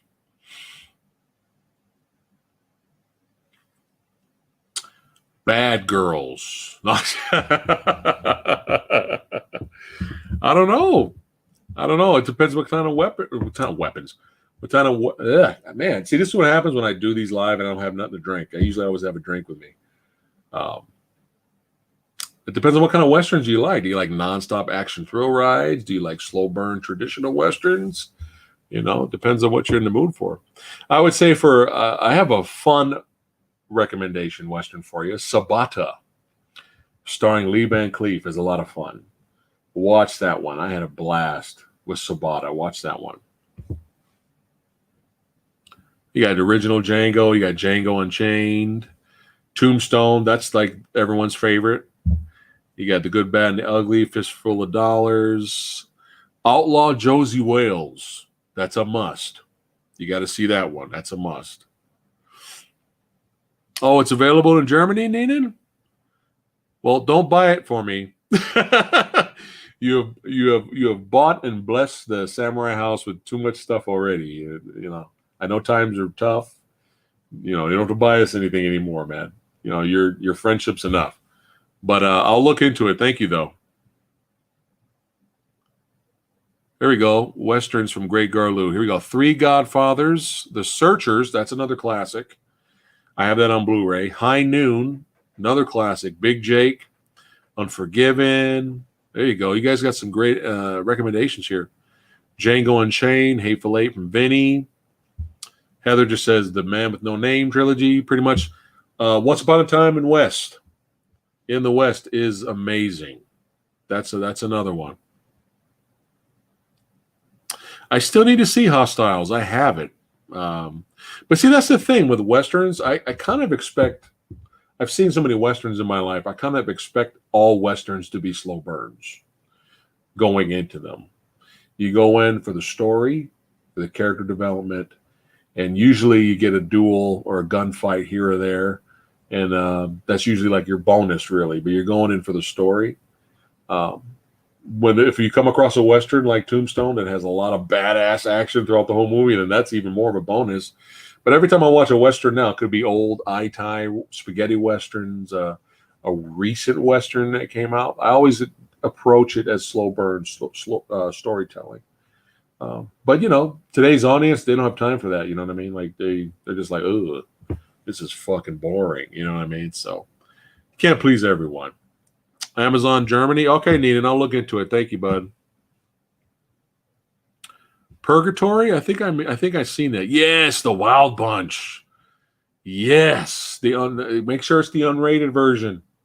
Make sure it's the extended, more violent version. That's the one to watch.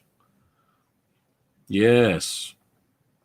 Yeah, no, I have not seen that new kind of a Western story with Tom Hanks and the girl Neenan. I have not seen that one.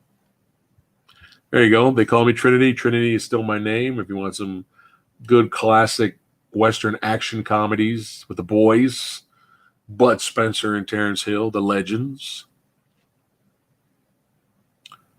All right, Sergio, have a good one, brother.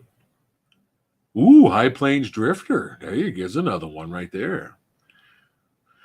Ooh, Heaven's Gate. Ooh, I don't know. That's tough to recommend that one. If you got 10 hours, then watch Heaven's Gate. Yes, I've seen Labyrinth. We have it on Blu-ray right over here.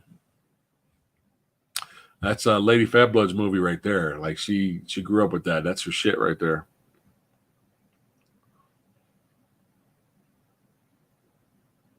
Yes, yes. And Greg Garlou, I found it and I bought it on Blu-ray. So I'm excited. Actually, let me rephrase that. I found it on Amazon and it's a UK release. But I got an all-region player, so I'm good. But Lady Fatblood bought it for me for a birthday gift. So finally, hell has frozen over, and I have Red Sun on Blu-ray. So yeah, Red Sun is fucking dope. Charles Bronson, the gunslinger, badass. Toshido Mifune, the samurai badass, in the same fucking movie. And nobody talks about this. Nobody talks about this movie. It's ridiculous. Pale Rider, that's a good one. It's a Western Django, that's a fun one.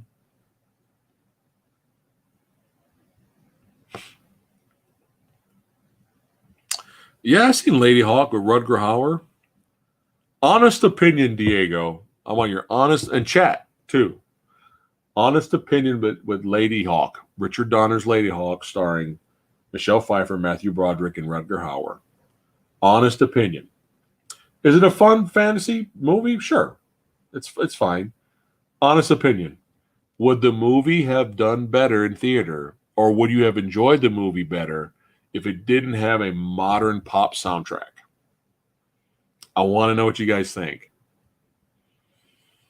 And I remember hearing Rutger Hauer had an issue with the score. Like he was like, "What the fuck is this?" Because it's period piece, and you get like this modern pop soundtrack group. I think Donner was a fan of the group. That's why their music's in the movie.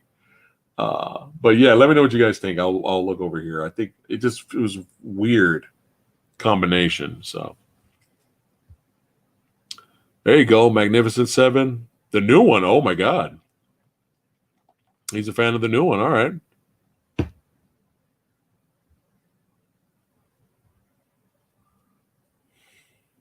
Great Silence is amazing.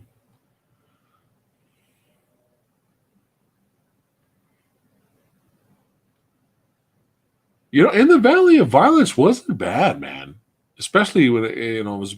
I think it was directed by Ty West, who's mostly known to doing horror flicks, right? It was not bad. It was similar to John Wick a little bit, except a Western. You know, they kill Ethan Hawke's dog, but Travolta was actually pretty good in it. But it was a solid Western. It was solid. All right, so you like the soundtrack? Okay, all right. I had a feeling you would. I was curious because there's a lot of mixed thoughts on the soundtrack of the movie. Some people hate it, and some people like it. So John says without. Reverend says he doesn't remember it. Connor Mack says it would have been better if it was traditional orchestral soundtrack. Not necessarily. I think it adds to the film. Consider another film, Heath Ledger's A Knight's Tale, with a pop soundtrack as well. But it worked better. I agree with you, but I think it worked better in A Knight's Tale because it was a comedy. It wasn't supposed to be taken seriously. Rutgers was kind of like it was supposed to be a fantasy adventure movie, but not necessarily too much comedy. I think Broderick was trying to be the comic relief, but I don't know. I still like the movie though. I like the movie, but it's people are very mixed even to this day on the soundtrack of that movie. Ballin, what's going on? Goji says good night. Have a good one, Goji. Get some sleep, bud.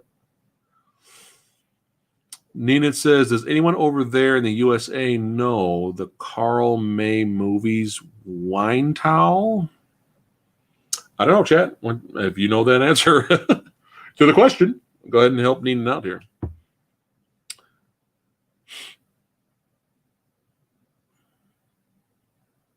In Bruges, one of my favorite. I still need to see In Bruges, man. I still need to see it.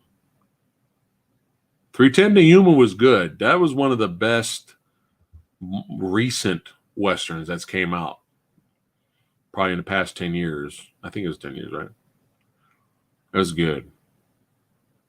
Oh, Love Dread. I have a poster of Carl Urban's Dread over here, and I got a tattoo. There he is right here. It's hard to see. There you go. There's your perfect answer right there.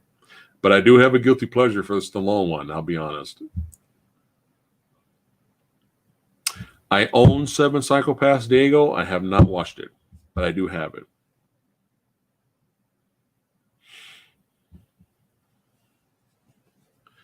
All right. Name a film that got high scores both critically and audience around Tomatoes that you personally hated and vice versa. That was highly critical. Well, you know, Lady Fat Bloods would be, right? Everybody knows by now. I think I was asked this question earlier. I'm trying to think I don't think I answered it. Oh, Shadow in the Cloud. Shadow in the Cloud, that is rated way too high. Way too high. And a lot of my Is It Really That Bad series. That should answer some questions right there. Or your question, because we review a lot. Oh, there you go. Action Jackson, right? We just talked about Action Jackson last Friday. That was like some ridiculous, it was like 13% or some shit. Like it was ridiculous. I'm like, really?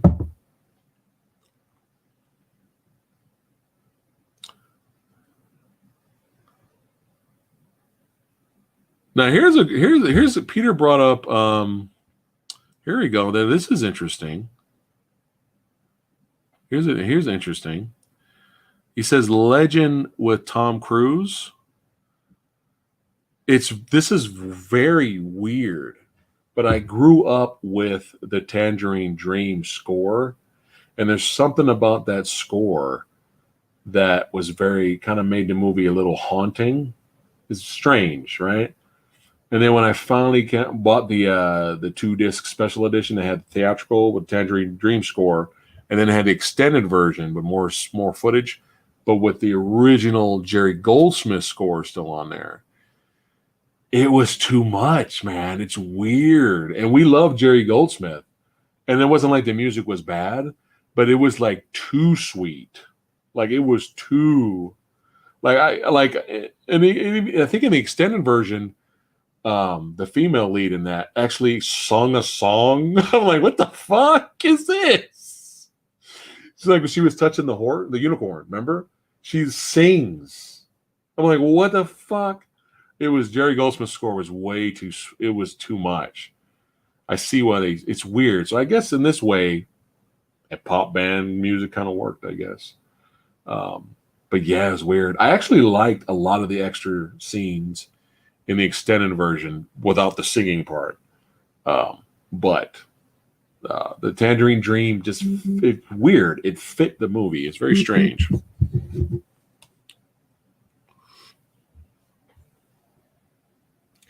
Oh, we're going to start it, Nemo. We just got to get around to it.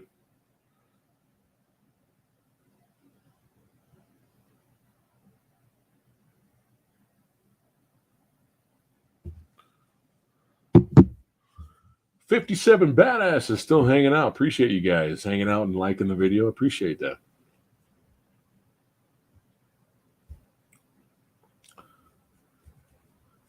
Enter the Ninja.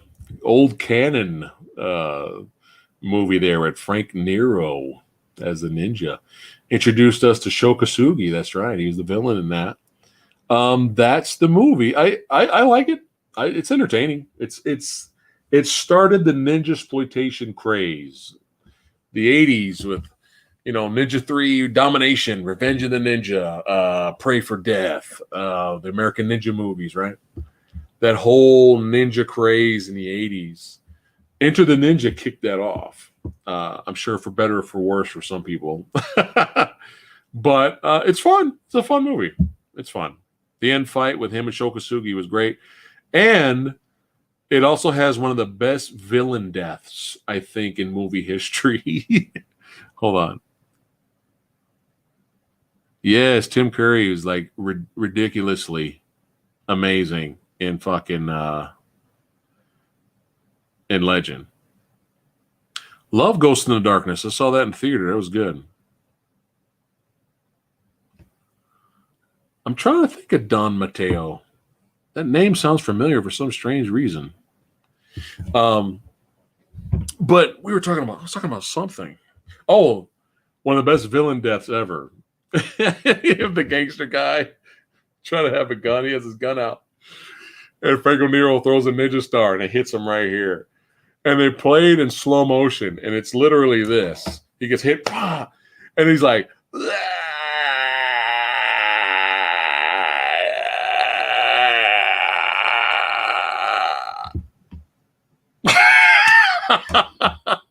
it's hilarious. That's how he fell down. He's like, it's one of the greatest villain deaths of all time. It's hilarious. Why do villains never win in much movies? Well, because the audience would be really pissed off about that. Villains win all the time.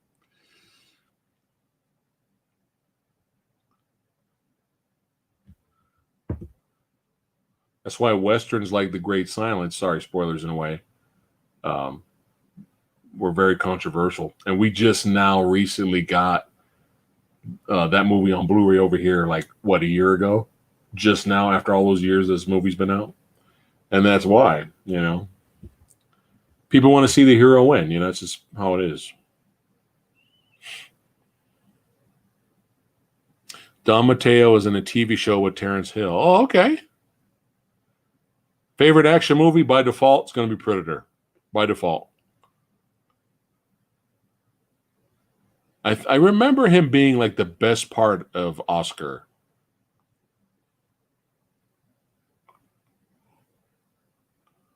Oh, yeah. That's usually the case, actually. The villains outdo the, Oh, you're talking about, I'm thinking about overshadowing. No, they win. Bad guys win sometimes. That's just how it is. And sometimes me and Lady Fatblood, we prefer different endings. But, you know how the casual audience are, right? They want to escape. They want to go in and watch a movie and have fun. Nobody wants to watch a hero the whole movie and he dies at the end and doesn't win. It's a bummer for a lot of people. But it's good when some directors once in a while have the balls to change things. It's very interesting when they do that, but it's a rare occasion. What is my all-time favorite John Woo action movie?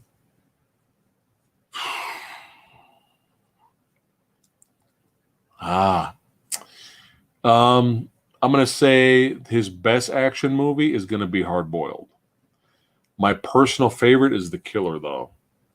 I mean, I admit Hard Boiled action sequences destroy The Killer. There's just something about the soundtrack of The Killer and the characters, right? You got the badass assassin, and you have, played by Chow Yun-fat, and you have Danny Lee playing the hard-boiled cop, no pun intended. It's just a really good movie. It affects me emotionally, especially the ending, which a lot of people didn't like. Sorry, spoilers, but a lot of people did not like the ending to The Killer. They thought it was a big downer. But the shootout in the chapel is one of the best action sequences you'll ever see. But I'll be honest, though, Hard Boiled, I mean, hospital, the shootout in the hospital. I don't think today, still to this day, has been topped. So, but yeah, I miss John Woo when he made movies like that. I really do.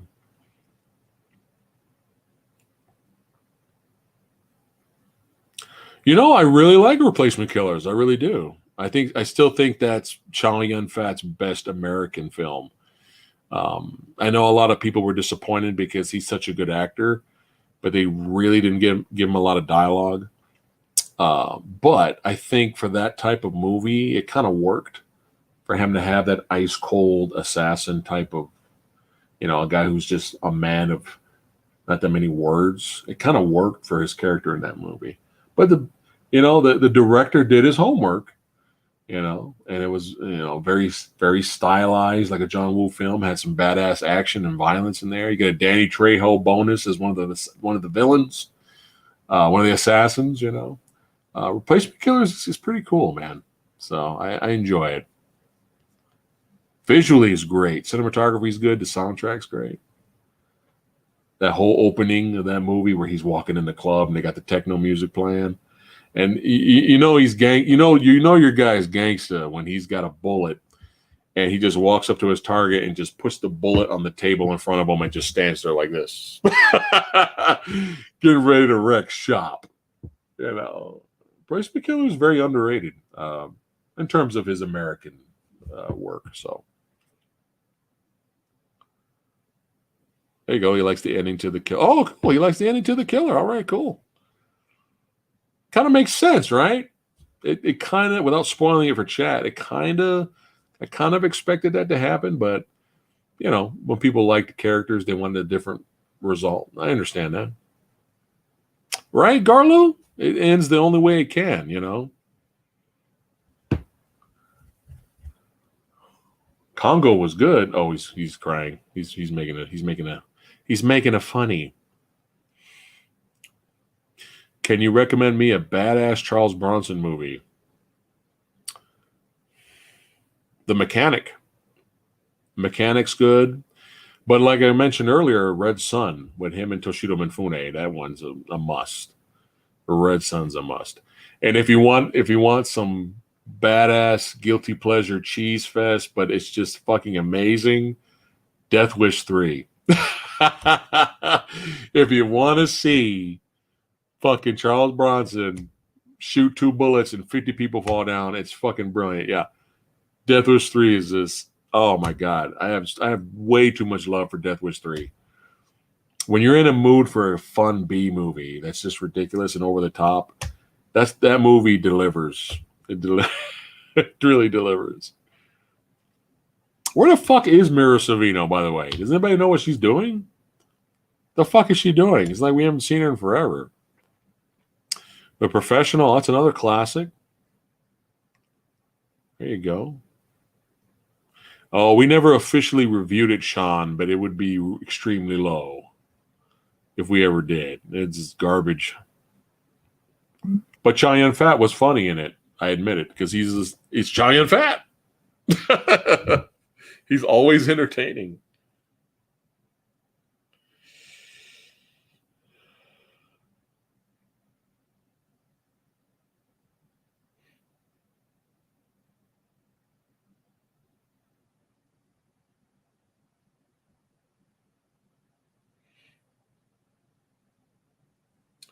Right.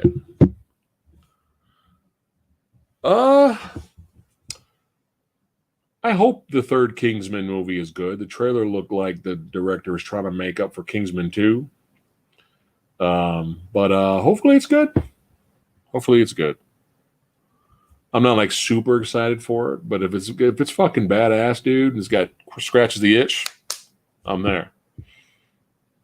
Okay, so Femme Physique fan says, I think Mira is all done with acting. Not sure what she's doing now.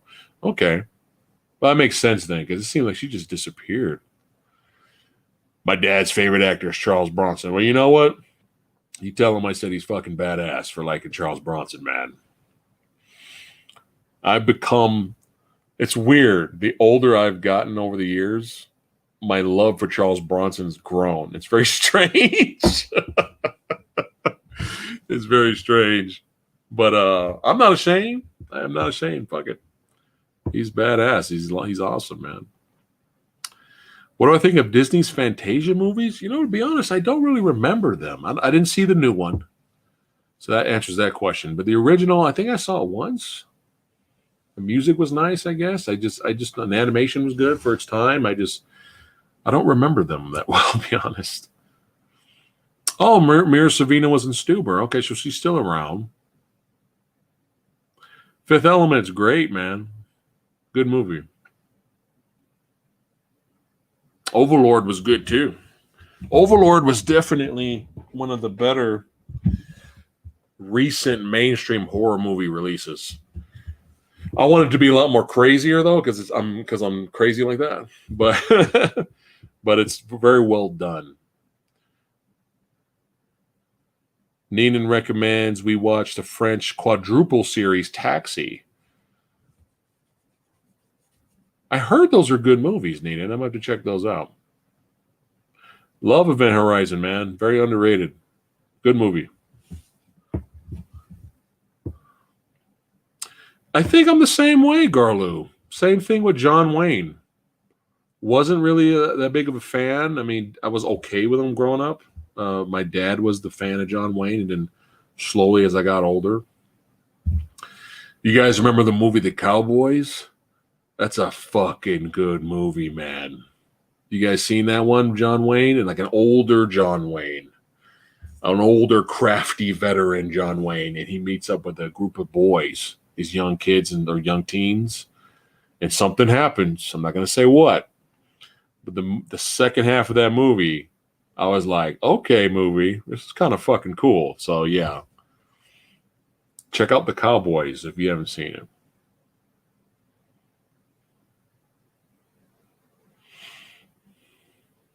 I think you're right, Garlu. I think they redid the first Taxi movie with Queen Latifah, and nobody talks about it. Oh, you mean The Equalizer?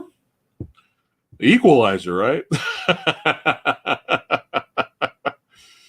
John Wayne got canceled.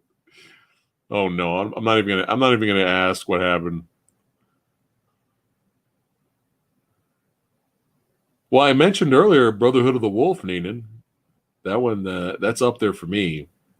But Leon is great, though, man. Leon is really good, especially the extended version.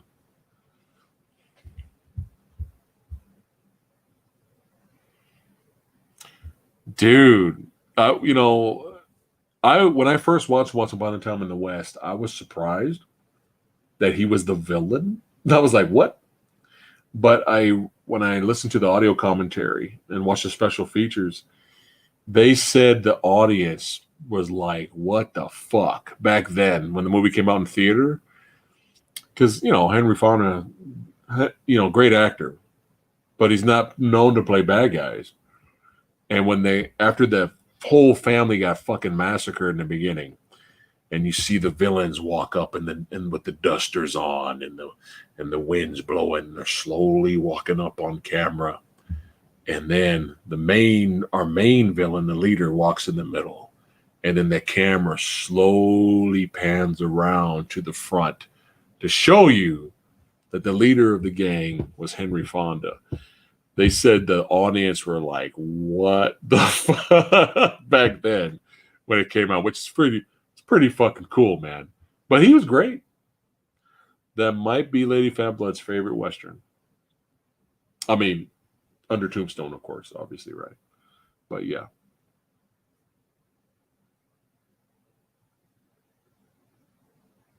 The Killing Man? The Killing Man. I need to look that up, see what that is again. That sounds familiar for some reason. Tribal Chief says The Killer, Unbreakable, The Crow, Base Squat, Shawshank Redemption is my top 5 movies of all time. Well, that is pretty awesome choices there, Tribal Chief. No Brokeback Mountain? Whatever happened to our Brokeback Mountain guy? He disappeared. I called him out. He disappeared.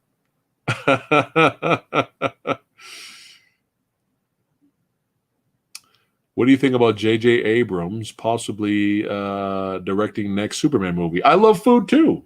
There you go. I I didn't hear anything about that. Chad, have you heard that? J.J. Abrams directing the next Superman movie? First of all, I'm surprised they're making another Superman movie. I thought they were done with Cavill. I thought they were finished. I thought they were concentrating on a Supergirl movie, but I might be wrong. I might be wrong about that. Well, I know Rise of Skywalker wasn't all his fault. But he's really going to have to prove to us that he's got his head on right for this one at least. Don't create any fucking mystery boxes or whatever the fuck he calls those. Let's have a story from beginning to end. Make the action sequences badass, and I'll be there, right? I'll be there. Franco Nero westerns are good too, man. Oh, Jeff Wincott. Sean, remind me which Jeff Wincott movie was in where he fought Matthias. Him and Matthias fought at the end, and Brigitte Nielsen was in it. That one was fucking dope. That one was good. And I need to watch more Wincott movies because he's a badass martial arts guy. Unless the Killing Man is the one I'm talking about. But there was one where Brigitte Nielsen was in it, and I Come in Peace. Matthew, I think I said his name wrong, but you know what I'm talking about. Which one was that? Because that was good. The Newton Boys. Werewolf American in London. Oh, excuse me. I'm sorry, guys. Still one of the best transformation scenes of all time. It is. It is.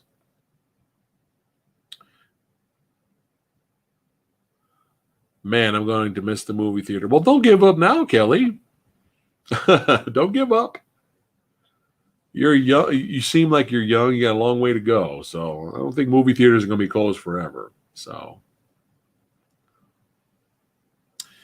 The War of the Worlds, 1953, one of my favorite all-time sci-fi movies, won the Academy Award for special effects. How cool is that? Hey, bro, I'm from India. And I'm a cruise liner. I like your reaction to videos. Well, thank you. Kailash. I apologize if I said that wrong. All the way from India. How cool is that? Well, thank you for tuning in. I appreciate you watching and checking out the videos. I really do. Tell everybody in India, Samurai says, what's going on. Rez says, The Good and Bad and the Ugly is my favorite Western movie. You know what's funny about that movie? Classic movie, Lee Van Cleef. I've also become more of a fan of Lee Van Cleef over the years too. I'm kind of looking at Lee Van Cleef as a very underrated Western star. Lee Van Cleef is fantastic. But it's funny. Mission of Justice. Thank you, Nina. That's the name of the movie. Thank you. It's kind of funny because when I used to watch Good and Bad and the Ugly growing up, I loved Clint. And now that I'm older now, and I go back and revisit that movie, fucking Tuco is the shit. Tuco is the star of the movie. Fucking Tuco is the scenes. He steals every scene he's in. He has some of the best one-liners. He's a fucking badass too. Tuco is my favorite character in the movie now.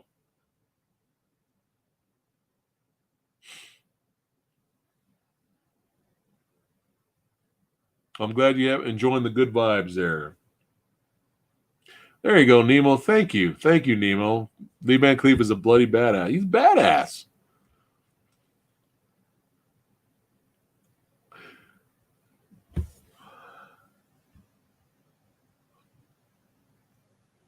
The Big Gun Down. That was a good one. I don't know what it is, man. Tuco, man. And it's funny because the actor, is it Eli Wallach? He also played the main villain in Magnificent Seven. So, but yeah, that guy's great, man. So it's called Martial Law 3. Really? Okay, I can see that, I guess.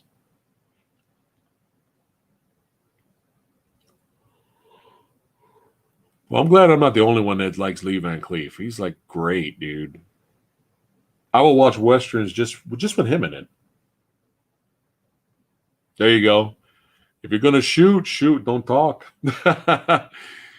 Did Die Hard steal that line, but say it differently? Tuco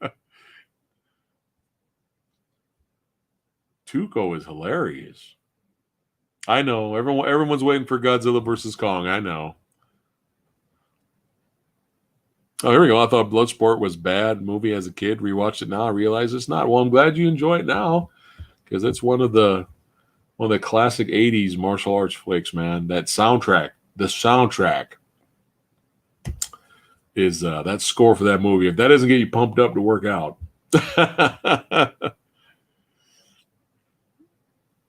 Oh, Hell or High Water, another great movie. Yeah, that could definitely go under the modern westerns genre. Very, very, very good. Very good movie.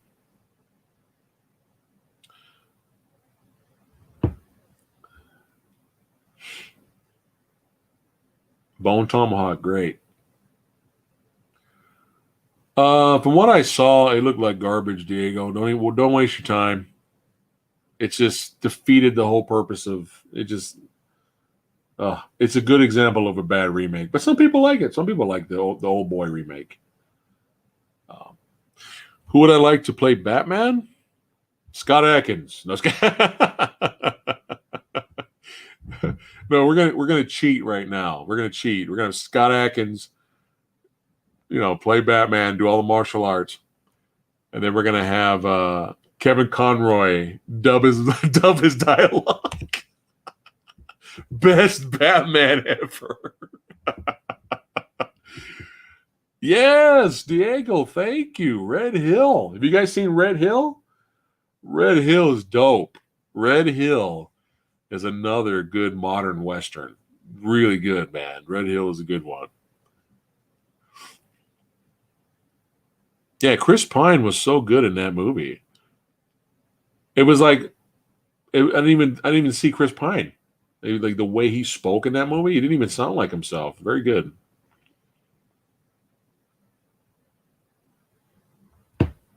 Oh no, not a TV series, Sean. It was a movie. It was Neenan found it earlier. What did we called it let's see.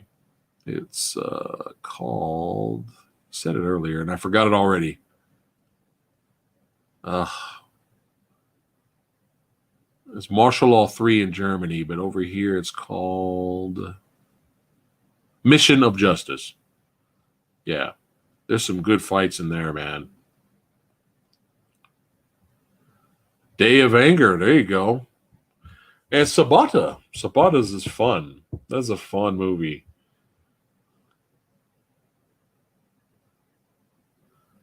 Magma Tiger says Team Godzilla or Team Kong.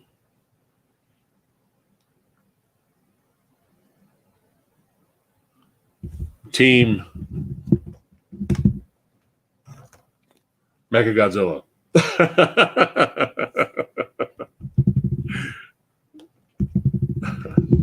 No, son, we're gonna represent Team Jet Jaguar. Team Jet Jaguar.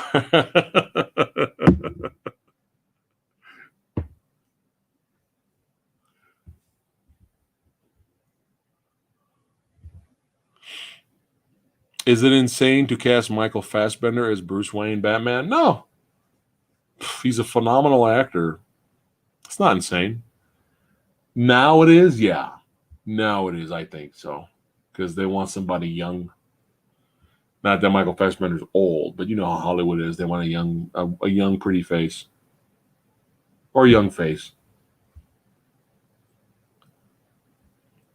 I need to rewatch Harley Davidson. I remember liking it. I need to rewatch it though. The Edge or the Gray? The Edge. Because the gray after the credits ending pissed me off. I still like the gray though. I still do, but the Edge. There you go. I'm Team Good movie. There you go. Smog Monster. You got Team Smog Monster now. Carl Urban almost got picked to play Batman. I'm surprised that actually happened. Actually.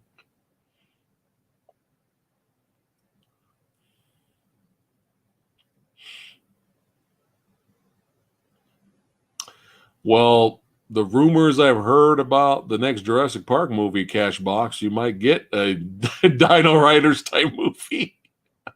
You never know. You never know. That might be the closest thing you get there. I have not seen The Raven with Lee Majors. I have not.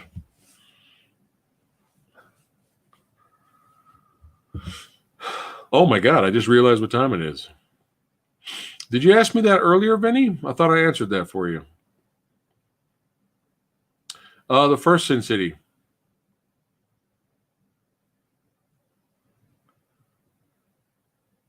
I know, right? Young Carl Urban was on Xena, looking all baby face and looking funny. Prior to Smaug from The Hobbit, the best on-screen dragon is from 1981's Dragon Slayer, Vermithrax. That sounds like a fucking metal name. There you go. I haven't seen Trilogy of Terror in years. I need to rewatch it. What did you hear, Severia, about Jurassic World 3? What did you hear? You didn't hear about them arming the dinosaurs? That's what I heard. That was a long time ago, though. I heard a rumor about that. Oh, we got Dragonheart. We're talking about dragons now.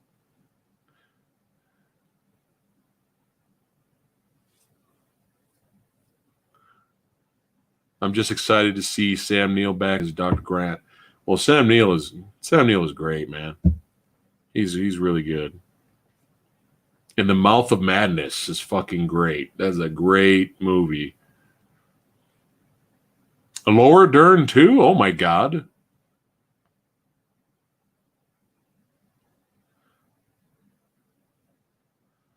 Emma Stone horror movie. She plays a female Frankenstein in the Victorian era. I don't know if I've seen that one. Emma Stone horror movie.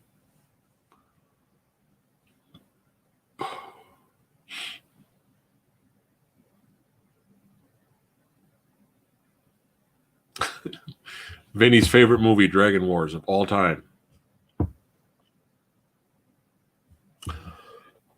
Black Sabbath was good. I enjoyed that.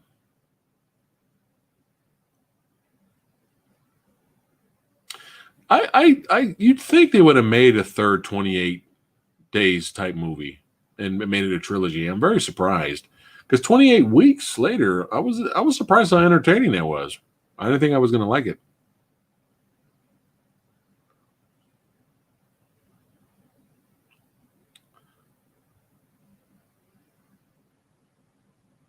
I didn't even know they were making a Zelda movie. I did like The Guest, Diego. That's probably that Adam Wingard's best movie. So fingers crossed for Godzilla vs. Kong. That's fine. The sequel doesn't have to be found footage for Cloverfield.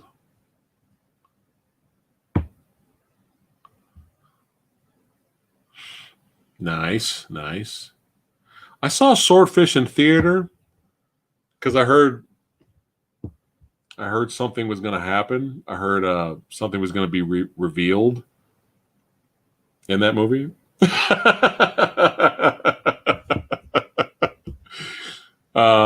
was all right. It was okay. Action movie. It was okay. Had its moments. Had 2 moments.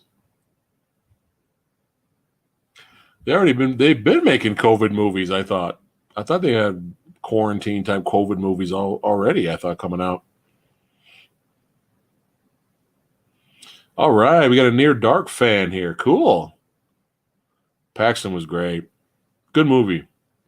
Which also, I guess, in a way, could be looked at as a modern horror western because it had a western vibe to it. Goodfellas. No, Nemo, Jurassic Park. The first one's the best, hands down. There's no comparison. Well, I don't know how many views. I don't know what's going on. Femme Physique, let me know what's happening because the views were all over the place. So I don't know what the views are right now. Like on actual YouTube video. Like, I don't know. Still 61 badasses hanging out right now, but like, what the hell's happening right now? It was very weird earlier. We had like over 200 out of nowhere, and then it disappeared. And then then we had 100, and then we had 46, and then we had 63. Like, what the fuck? It was so weird. Like, what is happening? I have not seen Contagion.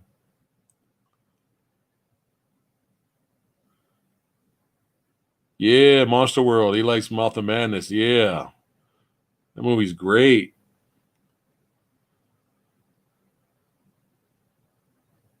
I heard really good things about Contagion. I did. I just haven't gone around to watching it. And wasn't that because of what was going on last year and kind of still happening now? Wasn't that like the #1 movie on Netflix? Like on all streaming services, Contagion was like the #1 movie everybody was watching. And then Outbreak, that was like the second one. But my brothers and sisters, my Movie Dojo Army, my movie lover badasses. I didn't realize what time it was. But yeah, this was fun. This was a blast. We're streaming over 3 hours now, almost 4. But time flies when you're having fun with the family. So don't forget tomorrow. We're going to wrap it up now. So don't forget tomorrow at 3 p.m. if you want to see me on Mr. Tony of the Dead's channel for Wasteland Wednesdays. We're talking about Steel Dawn, baby, with Patrick Swayze. We're going to be talking about it at 3 p.m. Pacific time, and then later come back to our channel at 6 p.m. Pacific time. I'm going to be with director Ranjit Marwa, and we're doing the two isn't really that bad movies. 47 Ronin with Keanu Reeves and Gods and Kings Exodus. So we'll see you tomorrow. All right. Or it is tomorrow. We'll see you a little bit later tonight then. Take care, guys. You guys are awesome. I'll see you guys next time.